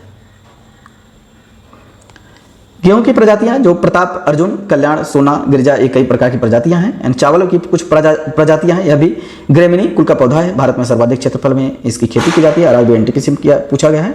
चावल की उपज के लिए उच्चतम तापमान, उच्च आर्द्रता और वर्षा की आवश्यकता होती है। SSCGD में पूछा गया है। कृष्णा गोदावरी डेल्टा क्षेत्रों में भारत का चावल का कटोरा कहा जाता है। एंड भारत में चावल की 3 फसलें होती हैं, जो शीतकालीन में ओस, शरदकालीन में तथा बोरो, ग्रीष्मकालीन उगाई जाती है। चावल की प्रमुख किस्में हैं सालवा, कुरबई एंड कामिनी, जो काला जीरा एंड काला नमक, बासमती एंड जरी साल आदि है। एंड मक्के की खेती, मक्के की जो उत्पत्ति है जो पाइकारन में हुई है, जो देश में मक्का का सर्वाधिक उत्पादन कर्नाटक में होता है। मक्के की प्रमुख किस्में हैं गंगा एंड 101, विजय, जवाहर, विक्रम, रतन, किसान, सोना एवं जो रणजीत आदि है।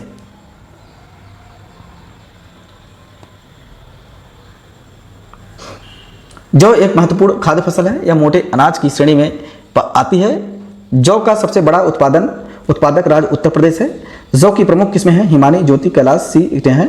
एंड ज्वार एक मोटा अनाज है। इसके लिए उपजाऊ जलोढ़ अथवा चिकनी मिट्टी काफ़ी उपयुक्त होती है।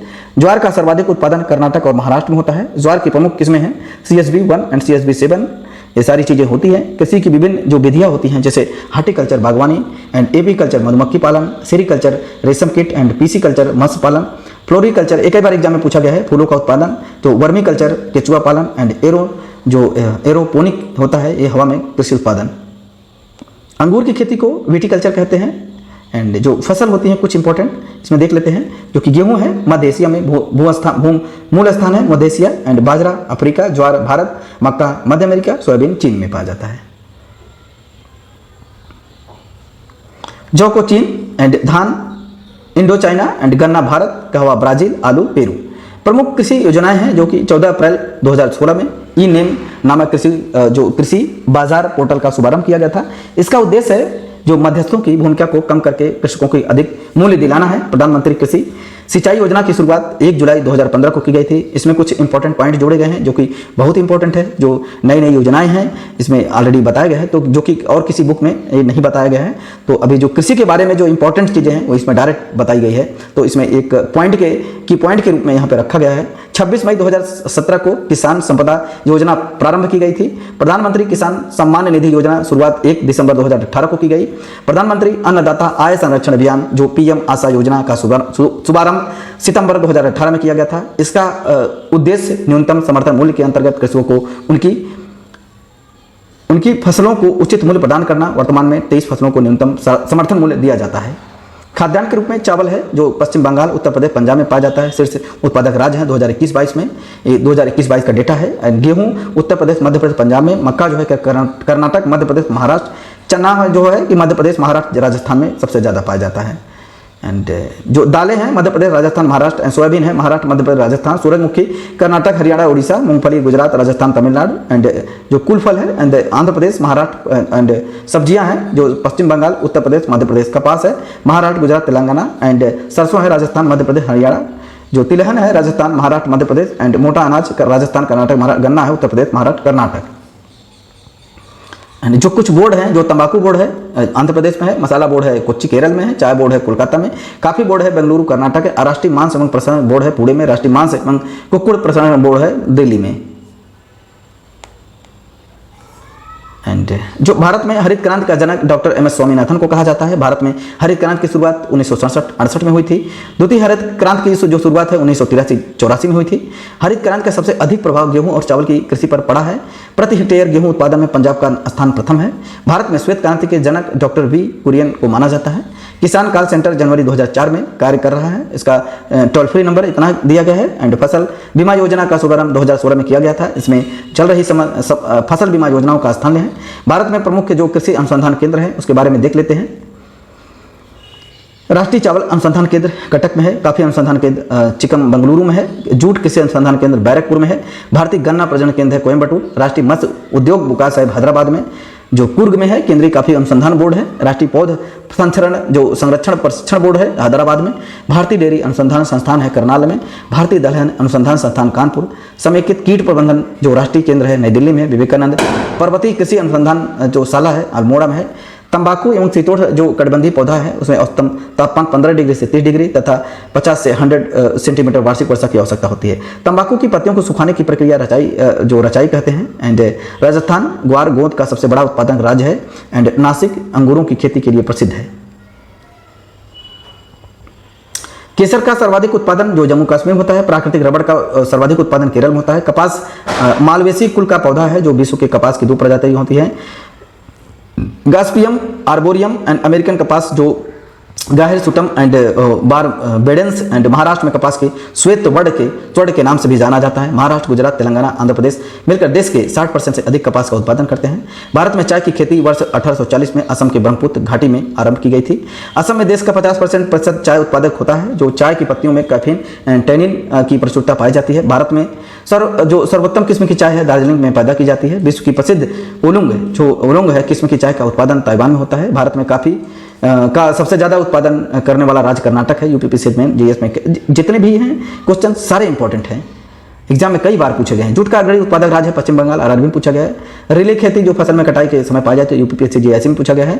मिश्रित खेती पशुपालन और फसल उत्पादन को एक साथ करना मिश्रित खेती कहलाती है, लोअर पीसीएस में पूछा गया है।